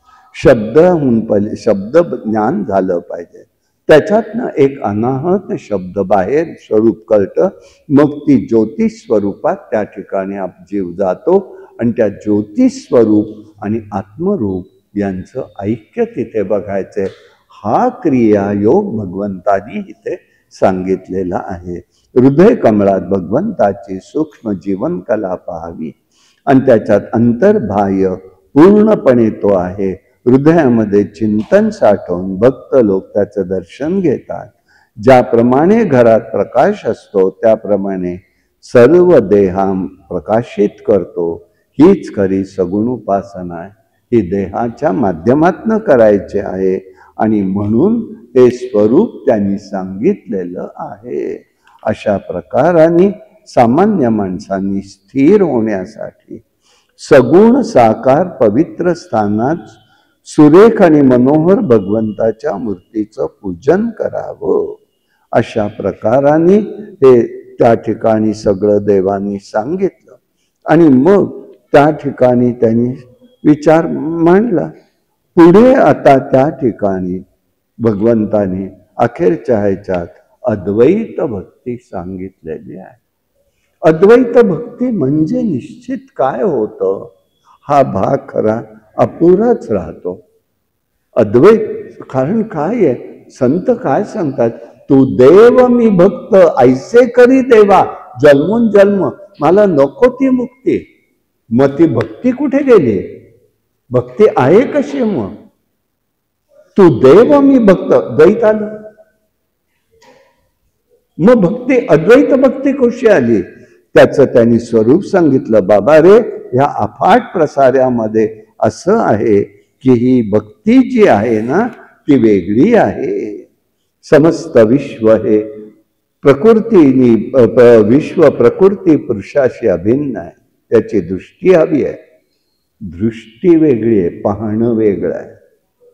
लक्षात ठेवा, मी वस्तू पाहतो पण मी कशी बघतो ते दृष्टी आहे आणि ती दृष्टी वेगळी असते. म्हणून जो मनुष्य दुसऱ्याच्या स्वभावाची कर्माची प्रशंसा वा निंदा करतो भेद दृष्टीने परमार्थापासून भ्रष्ट होतो. निद्रेत ज्याप्रमाणे जीव स्वप्न होतं, मनही लीन होतं, त्याची चेतना नष्ट होते, सुषुप्ती अवस्थेत आहे. अद्वैत भक्तीचा उपदेश त्याच्यासाठी त्यांनी केला. ते म्हणतायत, हे लक्षातच ठेव, देह हा दृश्य आहे, संस्कृती असूनही अनुभवास येतो, आत्मा हा नाशादी रहित आहे. तरी ते दोघं एकत्र आहेत. तेव्हा का आहेत ते एकत्र?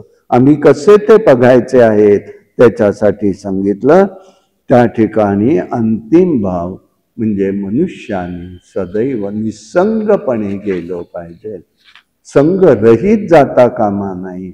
जोपर्यंत अज्ञात देह पवित्र, देह इंद्रिय प्राण यांचा संबंध असतो तोपर्यंत मनुष्याला हे सगळं खोटं वाटत असतं, हे खरं वाटत नाही आणि त्याच्यामुळे अनुभव येत नाही.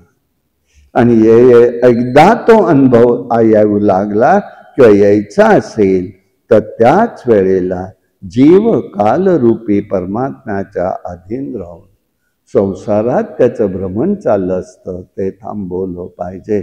आणि यासाठी एकच गोष्ट आहे, समाधीमध्ये किंवा हे जग ज्ञानसत्तेने प्रकाशित झालं की त्या ठिकाणी शुद्ध ज्ञान प्रगट होत असतं. पण एकदा का हे ज्ञान प्रगट झालं की मग कसं होऊन जातं माहितीये का? सर्वत्र एकरूपता जाणवायला लागते. आणि एकरूपता कशी जाणते, कशाने येऊ शकते, ह्याचा अनुभव आपल्याला आला पाहिजे. हा दुसरा कोणीही देत नसतो बर का. कोणी म्हणाल मी तुम्हाला अनुभव देतो, कोणीही देऊ शकत नाही. देतात त्यांनी आपल्याला भ्रम होतो, लक्षात ठेवा. मग आम्हाला अनुभव कसा येणार?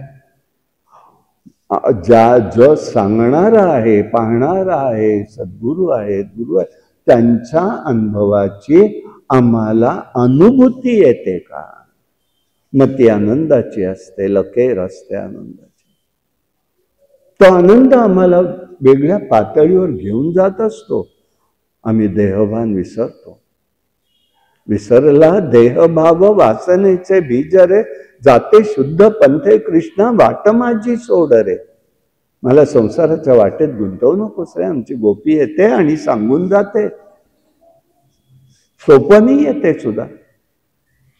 आणि म्हणून तिथे त्यांनी सांगितलेलं आहे की भगवंतानी प्रेम दिलं पाहिजे, ती भक्ती आहे. त्याचं प्रेम, तुझे भक्ती सुख द्यावे मज प्रेम, तर त्याच तो जेव्हा भक्ती देतो, तुझे भक्ती सुख द्यावे मज प्रेम, जडो तुझे नाम माझे मुखे, तुझे भक्ती सुख द्यावे मज प्रेम. तुझं भक्ती सुख मला दे रे भगवंता, तुझं दे, मी नाही देत आहे. ती अद्वैत भक्ती आहे. आणि ती अद्वैत भक्ती आमच्या कोणी प्राप्त करून घेतली, आमच्या गोपींनी घेतलेली. गोपींना ते प्रेम मिळालंय आणि ते भगवंता त्यांनाच माहिती आहे. फक्त त्याच्या 8 सखी होत्या, त्यांनाही मिळालेलं नाही, ते आमच्या गोपींना मिळालेलं आहे. भगवंताचं आमच्या डोकं दुखत होतं. आणि हे डोकं दुखत असताना नारदा झोपून राहिलेत. नारदाले विचारलं, काय रे कशासाठी झोपलास? देवा डोकं दुखतंय. मग राजवैद्याला नको म्हणाला, मला तू राजवैद्याला बोलवू नको. मग डोकं म्हणजे तुला माहितीये कशाने थांबणार आहे, तूच मला सांग काय उपाय. नको राजा, कोणालाही देता येणार नाही, मला काही नको, असू देत ते माझा भोग माझ्या बरोबर. नाही म्हणाले, सांग असतो, मी तुझा भक्त आहे ना, मला सांग. म्हणून त्याने सांगितलं अडेवेडे, मला चरणस्पर्शाची मला धुलिका पाहिजे आहे. भक्ताची, माझ्या भक्ताची चरणस्पर्शाची धुलिका. अरे मीच आहे ना तुझ्या समोर उभा, तुझा भक्त आहे, तुझीच कीर्ती सर्वत्र मी गातोय. पण नारदा अर्धा ऐकलं, पूर्ण नाही ऐकलं. ज्याच्या धुळीनी माझं डोकं थांबेल त्याचा देह लगेच पडेल. नारद 2 पावलं पळाले. आपल्यावर आलं की आपल्यावर काही आलं की लगेचच्या लगेच सगळेच जण दूर व्हायला लागतात. मी काही करायचंय ही जाणीव नसते तिथे त्यांना. ते त्यांनी पाहिलं आणि मग म्हणाल, थांब मी आणतो, तुला धूळ आणतो. सगळीकडे बघतोय द्वारकेत, एकही जण तयार नाही. पहिला अर्धा ऐकतोय, पुढला अर्धा ऐकलं की लावून पावलं. शेवटी द्वारकेत गेला, मग ह्याच्यात गेला, द्वारकेतच गेला, गोकुळात गेला. तो गोकुळात गेल्यानंतर, गोकुळात गेल्यावरती त्या ठिकाणी त्यांनी ह्या म्हणाल्या, गोपी तू कशासाठी आलास बाबा, काय आता ठेवलंस ते, आमचं सगळं घेऊन गेला, आमचा जीव तू घेऊन गेलास, तू आमचं अमुक केलंस आणि आता कशासाठी आला? नाही देवाला बरं नाही. मग राजवैद्य मेले का? अष्टनायिका कुठे गेल्या? एवढ्या नारी गेल्या कुठे? आणि इथं गोकुळात यावं लागलं. बरं काय पाहिजे देवाला? हे ओळखणं ही अद्वैत भक्ती आहे. त्यांनी उपाय सांगितलाय, म्हणून तू इथे आलायस, मला माहिती आहे, आम्हाला माहिती, सांग म्हणाल. त्यांनी सांगितलं, देवानी सांगितलंय, माझ्या भक्ताची चरणधुलिका हवी आहे. चरणधुलिका हवी आहे म्हटल्याबरोबर तो म्हणतोय, तो म्हणजे कोणी भक्त नाही तिथे, आमचे घेऊन जा. हे बघा, नुसतं ऐकू नका, हे अर्ध ऐकलं पुढलं ऐका. ज्यांच्यामुळे ही माझी मस्तक थांबेल त्याचा देह पडेल. अरे तिच्या एवढंच काय, किती जणांची देऊ आम्ही, सगळ्या त्याच्या ठिकाणी देहांचं अर्पणच आहे. मग त्याच्याच कामी लागलं तर काय वाईट आहे, किती देऊ. सगळ्या जणींनी त्या धुळीला आपले चरण स्पर्श केले. देवाला द्यायचंय, सामान्य नाहीये होय, सामान्य विचार नाहीये, पण कोणी तो करूही शकत नाही. आणि त्यांनी मान्य केलं, त्यांनी दिलं. ती मूर्तिका घेऊन, टोपली घेऊन आलेला आहे. देवाने विचारलं, गोकुळातनं आलास ना? हो म्हणाला. तुला कसं माहितीये? माहितीये मला. इथे कोणी देणारच नाहीये. त्यांच्या ठिकाणी अद्वैत मुक्ती. देवाची करायची सेवा काय असते? कुठल्या स्थितीमध्ये? देह राहो अथवा जावो, पांडुरंगी दृढभावो, वचन मोडी सर्वदा, आण तुझी पंढरी माता. नामदेवराय सांगतायत. हिते ती अवस्था.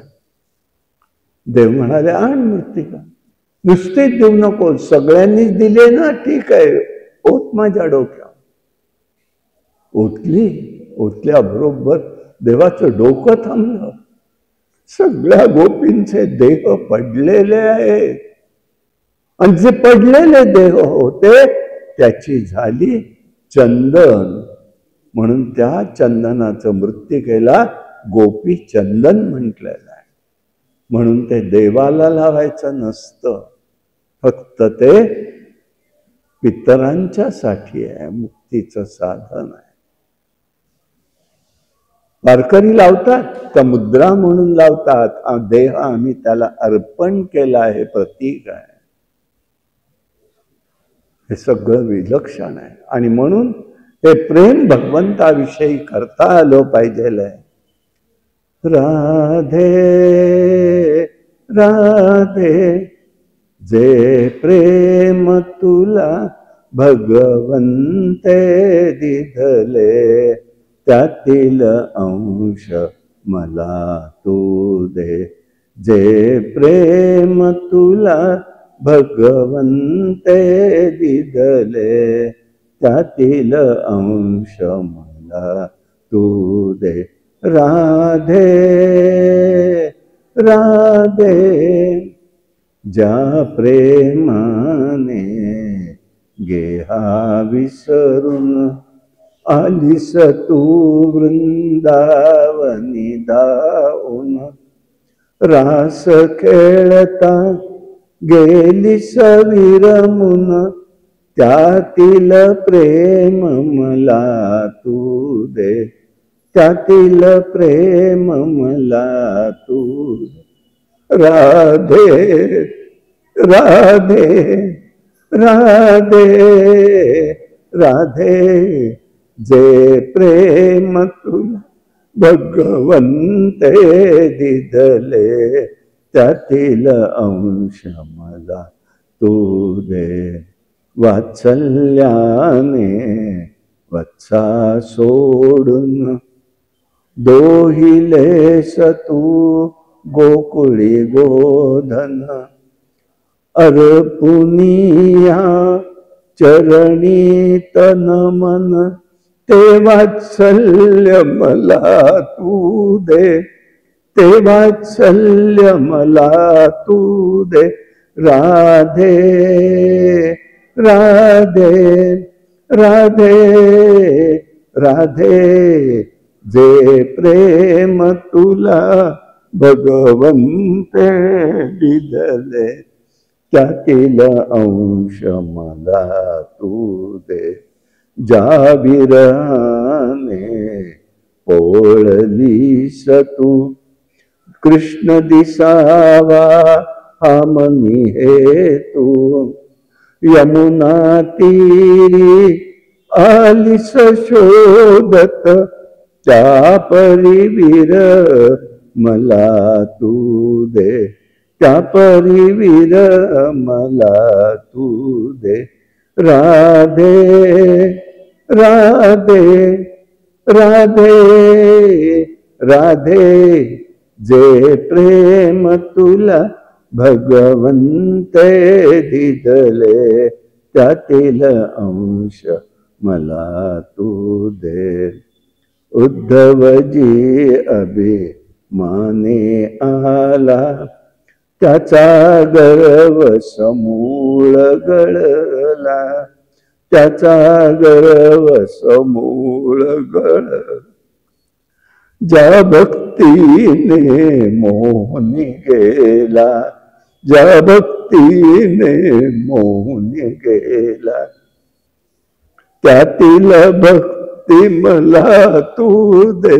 राधे राधे, जे प्रेम तुला भगवंते दिदल, त्यातील अंश मला तू दे. राधे राधे. ही अद्वैत भक्ती भगवंताकडूनच प्राप्त झाली पाहिजे, हा उद्देश या ठिकाणी आहे. मग भगवंतानी त्यावेळेला बघितलेलं आहे. भागवत धर्म सर्व ईश्वर भावना आहे. भक्ताचं सर्वस्व ईश्वर असतो. भगवंताची अनुज्ञा झालेली आहे. त्यांनी कोणाची निंदा करू नये, स्तुती करू नये. आत्म्याचं ठायी संसार निर्मूलन झालं पाहिजे, हा उपदेश केला. आता भागवत धर्म सर्व ईश्वर भावना, भक्तांचं सर्वस्व ईश्वर आहे हे सांगितलं. उद्धवाला आज्ञा दिली आहे. उद्धवा, आता तू हे सगळं ज्ञान घे, अखंड चिंतनात राहा आणि पुढच्या काळामध्ये सर्व लोकांना तू भागवत धर्म सांग. कल्पनेच्या पलीकडच्या गोष्टी आहेत. मानवी मन अत्यंत दुर्धर आहे. मनाने भरून जीवानी दुःख भोगावं लागतं. सर्वांच्या हृदयात राहणारा भगवंत शरणांगतीने वश होतो आणि लीला विग्रहातून कर्म त्याचं संपून जातं.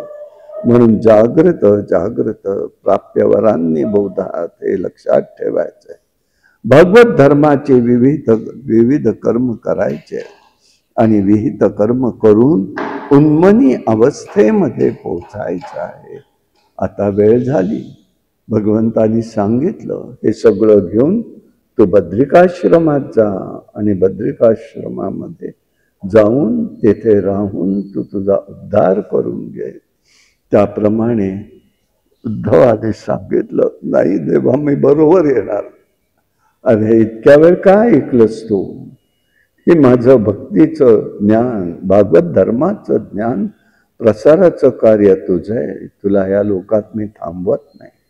इकडे सगळ्यांना सांगितलं आणि मग त्या ठिकाणी उद्धवाला निघालेला आहे. उद्धवाने देवाला प्रदक्षिणा केली.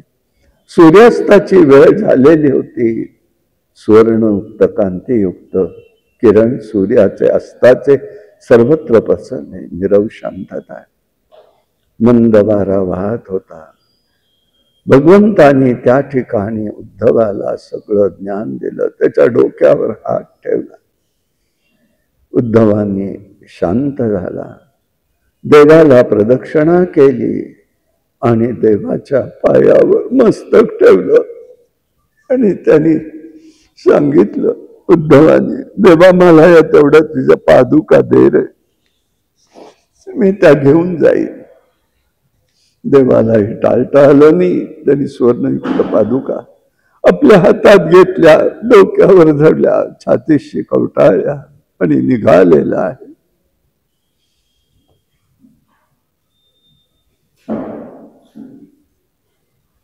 भागवत धर्म आचरलेला आहे. विशाल बद्री नगरीमध्ये तो गेलेला आहे. भागवत धर्माचं अनुसरण करून मुक्ती पावलेला आहे. कृष्णाच्या आज्ञेवरून यादव प्रभास क्षेत्रात येतात. तिथे एकमेकाची भांडणं होतात. देवकार्य झाल्यावर मद्य पितात. कोणी कोणाला जुमानत नाहीये. कुलक्षयी ब्राह्मणांच्या शापाप्रमाणे होऊ लागला. तेवढ्यामध्ये भगवंत निवांतपणे बघत होते. झाडाला टेकलेले आहे ते का, आणि त्या झाडाला टेकून शांतपणे या विश्वाकडे पाहतायत. डाव्या पायावर उजव्या पायात घेतलेला आहे आणि त्याचा अंगठा त्या ठिकाणी फक्त लांबवर दिसत होता. सुंदर सूर्यकिरण पसरलेली होती. तेवढ्यात एक जरा नावाचा व्याध तिथे होता. त्यांनी लांबून पाहिलं. भगवंताचा पाय त्याला हरणासारखा वाटला आणि त्यांनी त्याच वेळेला त्याचा वेध घेतला आणि बाण मारलेला आहे. भगवंताच्या पायाला बाणाचा स्पर्श झाला. हा त्या हरणाला धरायला म्हणून पळत पळत आलाय. भगवंताने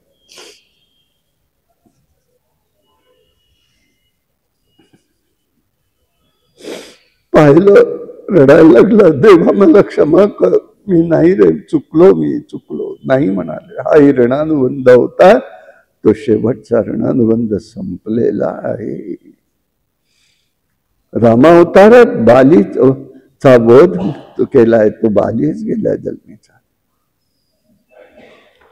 त्यावेळेला मी सुग्रीवासाठी केलं. आता मी त्या ठिकाणी तुला विचारलं होतंस, त्याचा ऋणानुबंध आपण संपवलेला आहे. अंतरिक्षात सगळे देवदेवता जमा झाले. इकडे प्रभास क्षेत्री सगळे यादव आले. बलरामही आलेले होते. योग शक्तीने त्यांनी आपला देहही एका झाडाखाली विसर्जन केला. त्याच वेळेला प्रभास क्षेत्रातनं सगळे लोक आले. त्यांनी त्या ठिकाणी एकमेकाशी भांडले.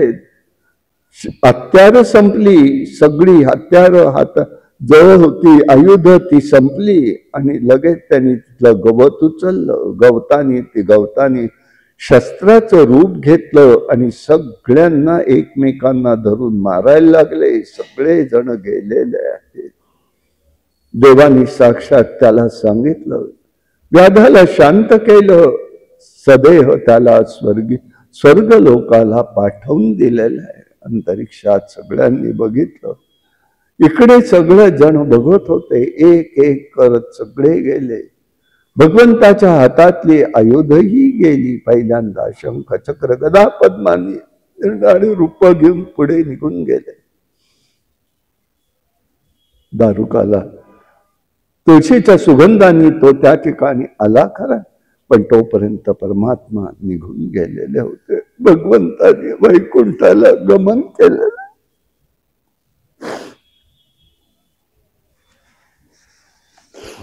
सदैव गमन केलेलं.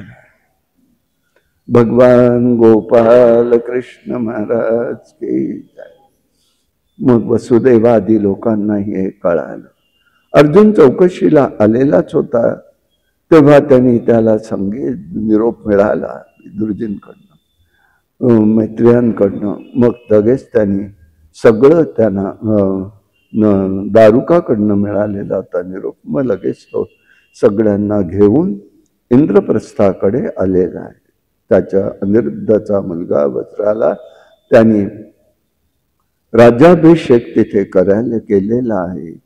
द्वारका नगरीस भगवंतानी सांगितल्याप्रमाणे समुद्राने ती मागितली. तो समुद्र द्वारकेला बुडवून टाकतोय. पांडवांचं महाप्रस्थान झालं. अशा प्रकाराने या सगळ्या गोष्टी झाल्या. भगवंताच वैकुंठाला गमन झालेलं आहे. भगवान गोपाल कृष्ण महाराज की जय. मग शुकाचार्य महाराजांनी सगळं सांगायला सुरुवात केलेली. पृथ्वीवर कोणते राजे झाले, काय झालं, हे सगळं सांगून क्षुद्रादी लोकांच्या ताब्यात राजसत्ता जाईल. लोक हर्षापेक्षा शोकांनी युक्त राहतील. अल्पायुष्य होतील, अल्प पराक्रमी असतील, क्रियाहीन असतील.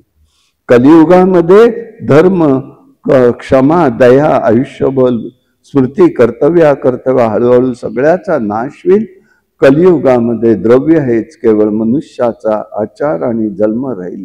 गुण उत्कर्षाचं कारण होईल. बल हा धर्म आणि न्याय होईल. व्यापार हा क्रय क्रीडापर्यंत कपट राहील. स्त्रिया पुरुष मैथुनात आकर्षित राहतील. कुलधर्म कुलाचार नष्ट होतील आणि त्याचप्रमाणे सगळेच जण विचित्र होईल. आश्रम व्यवस्था मोडून जाईल. पुरुष केस राखतील आणि स्त्रिया केस कमी करतील. पुरुष स्त्रियांसारखं वर्तन करतील तर स्त्रिया पुरुषांसारखं वर्तन करतील. लोक उद्धट बनतील. वनस्पती सूक्ष्म होतील. पोटभरू परमार्थ चालेल. कुटुंब पोषण हीच दक्षता राहील. मोठेपणा राहील. धर्माचरण करतील. प्रजेचं अधपतन होईल. हळूहळू निसर्ग प्रतिकूल होईल. करभार वाढतील. दुष्काळाच्या आपत्त्या येतील. रोग राहील. अन्न पाण्याची चिंता वाढेल. मानवी शरीर लहान होत जाईल. वेदमार्ग नष्ट होईल.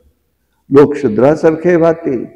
घरदार ओस पडतील. मानव अन्न ब्राह्मण अन्न विक्रिया करतील. लोक प्राण्यासारखे बाहेर चरत राहतील. आज त्याचा अनुभव आपण घेतोच.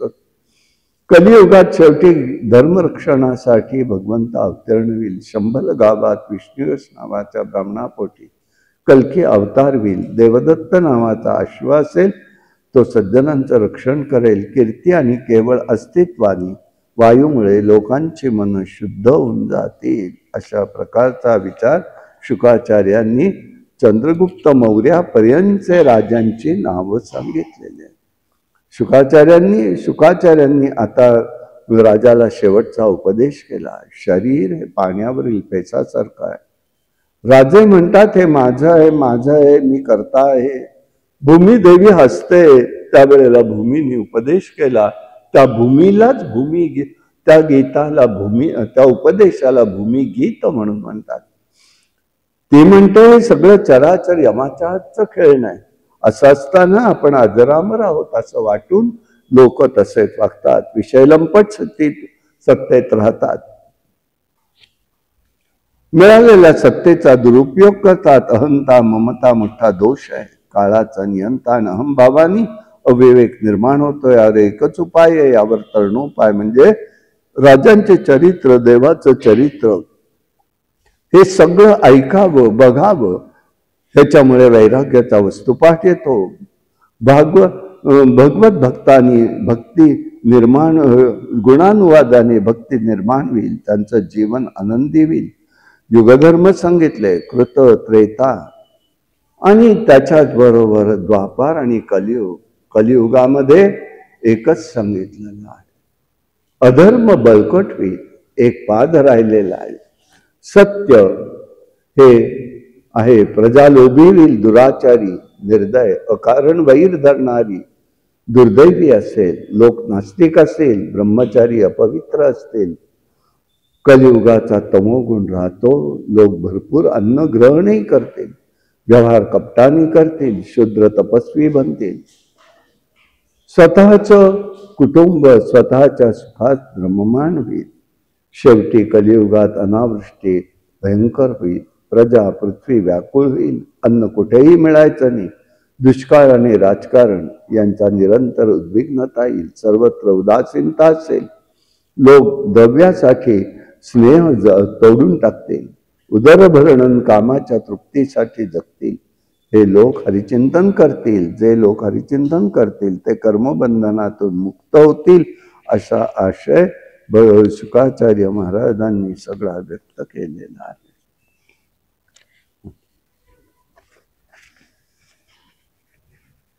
आता पुढे सगळे युग काल ह्याचे कालगणना सांगितली. शेवटी म्हणाले पृथ्वीवर 100 वर्ष पाऊस पडणार नाही. त्यामुळे प्राण्यांचा विनाश होईल. शेषाच्या मुखातून अग्नी बाहेर पडेल. सर्व पाणी शोषलं जाईल. ब्रह्मांड जळू लागेल. शेणाच्या गोळ्याप्रमाणे सगळं होऊन जाईल. शेवटी पृथ्वीत पाण्यात पाणी, तेजात तेजात वारा, वाऱ्यात आकाश, आकाशात अहंकार, तत्वात सर्व लय पावेल. सत्वरज गुण संपून जातील. ज्ञानी भक्त यांना जो सतचा बोध झाला असेल त्यांचे आत्यंतिक प्रलय झाला असेलच. तेव्हा तो त्याचा आत्यंतिक प्रलय आहे. सर्व पाहिलं तर प्रत्येक क्षण हा प्रलय असतो. सातत्य आणि सलगतेमुळे आपल्याला कळत नाही. नित्य प्रलय होत असतो. झोप हा सुद्धा एक प्रलय आहे. म्हणून प्रपंच मिथ्या म्हणजे नश्वर आहे. मिथ्याचा अर्थ खोट नाही. शाश्वत आणि अशाश्वत हा त्याचा अर्थ आहे. अशा प्रकाराने त्या ठिकाणी सांगून नारायण परंपरा, ब्रह्मदेव, नारद, नर नारायण, शेषाची परंपरा, सनकादिक कुमारांपासून सगळं सांगितलं. मग अविनाशी तत्वाचा उपदेश केला. हे राजा, आता तू भागवताचं स्मरण कर, कृतार्थ हो, आणि हितेच तसा तू देहपतनाची वाट पहा आणि ज्ञानोत्तर भक्ती निर्माण झाली पाहिजे हे लक्षात ठेव. घट फुटल्यावर माती आणि हे एकरूप पाण्यात एकरूप होतं, तसं तुझे अनंतामध्ये तू विलीन होशील. यासाठी त्यांनी उदाहरण दिलं. वात तेल समयीचा संबंध. जीवनात या तेल जे कर्म करतं ते समय. समय म्हणजे शरीर आहे. मन हे वात आहे. चैतन्य ही ज्योत आहे. दिव्याचा नाश झाला म्हणजे तेज हे पंचमहाभूतात विलीन होईल. देहाला जेव्हा तटस्थपण पाहशील तेव्हा आपोआप संबंध संपून जाईल.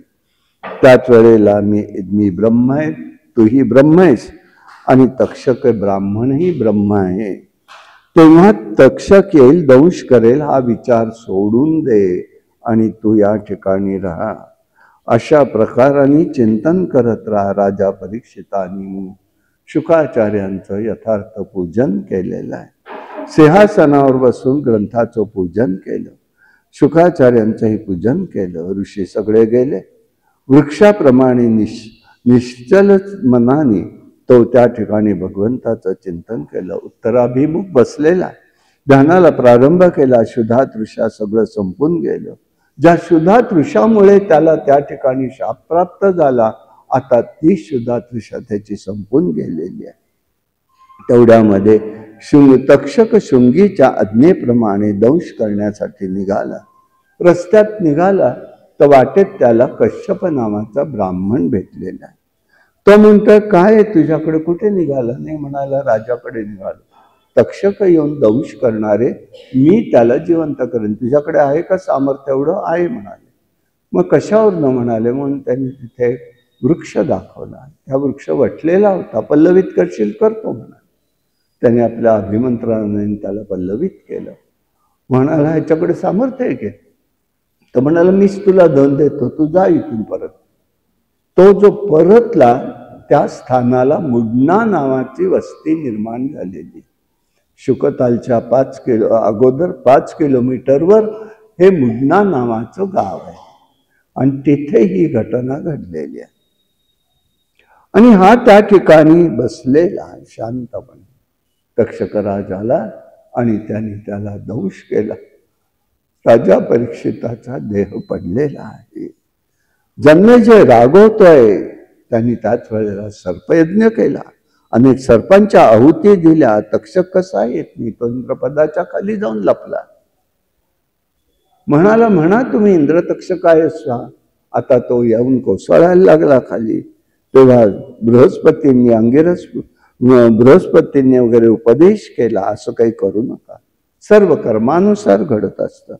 कोणी कोणाला दुःख देत नाही, सुखही देत नाही. तक्षकाने अमृतप्राप्ती असल्याने त्याला काही होणार नाही. तेव्हा तू या ठिकाणी अमर असेल. अशा प्रकाराने सांगितलं. आत्मज्ञान झाल्याबरोबर जीव हा अमर असतो, ह्याचा अर्थ आहे. आणि म्हणून मृत्यू किंवा मृत्यूचं भय संपणं याचाच अर्थ अमरत्व आहे. सर्पयज्ञ थांबव म्हणून सांगितलं. मग त्यांनी भगवंत माया सांगितली आणि जीवाला माया मोहामध्ये अडकलेला असतो. ज्ञानी विवेकाने आत्मज्ञान प्राप्त करून घेतात. इंद्रिय सुख आणि सुखाच्या मागे ते लागत नाहीत. अशा प्रकारचा विचार त्यांनी त्या ठिकाणी सांगितलेला आहे. मग त्यांनी त्या ठिकाणी जन्मजयने यज्ञ थांबवला. वेदव्यास नेहमी शरण्यात आले. त्यांचं स्वागत झालं. त्यांनी सगळा वेदविस्तार वगैरे विचारला. त्यांनी तोही त्यांना सांगितला. एक राशीय वेद होते. मग त्यांनी शिष्यांकरवी त्याचे 4 भाग केलेले आहेत. ऋग्वेद, यजुर्वेद, अथर्ववेद, सामवेद, अथर्ववेद अशा प्रकाराने हे सगळं रूप तिथे त्यांनी सांगितलं. मग पुराणांच्या रचना कशा केल्या ते सांगितले. त्याची पुराण हे 5वा वेद म्हणून समजला जातो. हे त्याचं रूप त्यांनी त्या ठिकाणी व्यक्त केलेलं आहे. अशा प्रकाराने या गोष्टी त्यांनी सांगितल्या. मग मार्कंडेयांची कथा सांगितली. मार्कंडेयांनी तप केलं, इंद्राने विघ्न आणलेलं आहे. त्याला नरनारायणांचं दर्शन झालंय. मार्कंडेयांनी नरनारायणाची स्तुती केली आहे. त्यांनी प्रसन्न होऊन वर मागायला सांगितलं. त्यांनी मार्गांचं मला हे पाहायची इच्छा आहे म्हणाले. माया पाहायची देवाची इच्छा आहे. म्हणजे परदाचं दर्शन त्याला झालेलं. तो एका आपल्या आश्रमात बसलेला आहे. पाणी आलं, गर्भ सगळं वाढत गेलं, सगळीकडे पाणी पाणी झालं. त्याच्या हेलकावे घालत बसला आणि शेवटी त्याला तिथे लांबवर एक बालक दिसलंय. मुकुंद आहे. पिंपळाच्या पानावरती ते बाळ दिसलेलं आहे. उजव्या पायाचा अंगठा त्यांनी तोंडात धरलेला आहे. दिव्य प्रकाश त्यांना दिसतोय. ते म्हणाले काय होतं असं म्हणून. ते कोण बाळ आहे म्हणून जवळ गेले तर त्यांनी श्वासाबरोबर त्याला आत घेतलं. आत गेल्यावर त्याच्या पोटात पुन्हा एक विश्व दिसलं आणि या विश्वामध्ये स्वतःचा आश्रम दिसला, स्वतःही दिसले. पुन्हा त्यांनी विश्वास टाकला तर बाहेर पडले. ही भगवंताची माया होती हे त्याला कळालं. मग पुढे त्यांनी त्या ठिकाणी तो एकांतात राहू लागला आणि त्याच वेळेला त्याला त्या ठिकाणी एक गोष्ट दिसलेली आहे की मार्कंडेय हा त्या ठिकाणी उपासना करायचा, साधना करायचा, शिवाचा उपासक आहे. तेव्हा शिवरूप त्याला दिसायला लागलं. शिव आतही येत, बाहेर डोळे उघडून बघतो तो बाहेरही येत. त्यांनीही त्याला आशीर्वाद दिलेले आहेत आणि पुराणाचार्य होशील म्हणून त्याला सांगितलं. मग त्यांनी ध्येयरूप व्यूहरचना वगैरे सांगितलेल्या आहेत. मग भागवताची अनुक्रमणिका आणि सगळ्या गोष्टी सांगितल्या. किती श्लोकांचे हे सगळे ग्रंथ पुराण आहेत हे सगळं सांगितलं. आणि सगळ्यात शेवटी तिथे एक गोष्ट त्या ठिकाणी झाली आणि ती अशी झाली की सगळेच जण एकत्र आले. दिव्य दर्शन त्यांना भगवंताचं होत आहे आणि त्यावेळेला ते म्हणाले, ज्यांना येत असेल त्यांनी म्हणायला हरकत नाही. यम ब्रह्मा वरुणेंद्र रुद्र मरुत स्तुवन्ति दिव्यैस्तवैः वेदैः साङ्गपदक्रमो उपनिषदैः गायन्ति यं सामगाः ध्यानावस्थितसद्गतेन मनसा पश्यन्ति यं योगिनो यस्यान्तं विदुसुरावणा देवाय तस्मै नमः देवाय तस्मै नमः देवाय तस्मै नमः। भगवान गोपाल कृष्ण महाराज की जय। आता या शेवटच्या भागात एकच गोष्ट करूया. शेवटी जे भागवतामध्ये आलेलं आहे ते आपण म्हणूया सगळ्यांनी. भवे भवे यथा भक्ती पादयोस्तव जायते तथा कुरुष्व देवेश नाथस्त्वां नो यथ प्रभो नाथस्त्वां नो यथ प्रभो। याचा अर्थ असा आहे, हे देवेशा, ज्या अर्थी तू आमचा नाथ आहेस त्या अर्थी हे प्रभो जन्मोन जन्मी आम्हा तुझ्या पायांच्या ठिकाणी भक्ती उत्पन्न कर। पुढे म्हणतायत ते नाम संकीर्तनम तस्य सर्व पाप प्रणशनम प्रणामो दुःख शमनस्त्वं नमामि हरिपदम. हे भगवंता, ज्याचं नाम संकीर्तन केलं असता हे सर्व पातकांचा नाश करतं त्याला आम्ही नमस्कार करतो. सकल दुःखांचा ज्याने नाश होतो त्या सर्वोत्तम श्रीहरीला नमस्कार करतो. भगवान गोपाल कृष्ण महाराज की जय. असं आहे भगवंताचं सौंदर्य, भगवंताचं गोष्टी या मनाला मोहून टाकतात. श्रीकृष्ण मूर्तिमंत सौंदर्याची खाण होते. सौंदर्य भक्ती ज्ञान वैराग्याने व्यापक बनलं होतं. त्या प्रत्येक गोष्टीतून ओतप्रोत भक्ती प्रेम भरून वाहत आहे. श्रीकृष्ण अमृतमय आहे, रसमय आहे. परंतु अमृत रस सर्वांना नसतं, माहिती नव्हते. ही गोष्ट झालेली अवगत ती फक्त गोपाळांना गोपींना झाली आहे.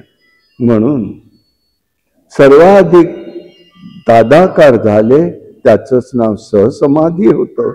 तेव्हा या भागवताच्या चिंतनाने मननाने श्रवणाने केवलानंद दिव्य प्रेम आपल्या सर्वांना भगवंताकडून प्राप्त हो ही प्रार्थना करून हा विषय संपवूया.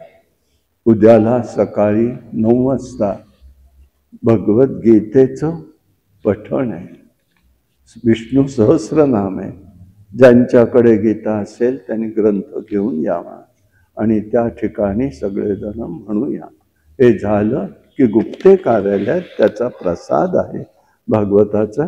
तेव्हा इथे झालं की तिकडे जायचं. तर शक्यतो लवकर आपण सुरू करण्याचा प्रयत्न करूया 9 वाजता या दृष्टीने. आणि दुसरं काय सांगायचं होतं तेवढंच होतं ना. त्याप्रमाणे बघूया. आपण सर्वजण आलात, तुमच्या सगळ्यांच्यामुळे भगवंताची ही सेवा भगवंताच्या चरणी समर्पण करून आपण सर्वांना मी वंदन करतो. कायेन वाचा मनसेंद्रिये वा बुद्ध्यात्मना वा प्रकृती करोमि यद्यं सकलं परस्मै नारायणाय समर्पये. हरि ओम तत्सत्. श्री कृष्ण गोविंद हरे मुरारे हे नाथ नारायण वासुदेव प्रद्युम्न दामोदर विश्वास. तुम्ही ही पूजेला घ्या.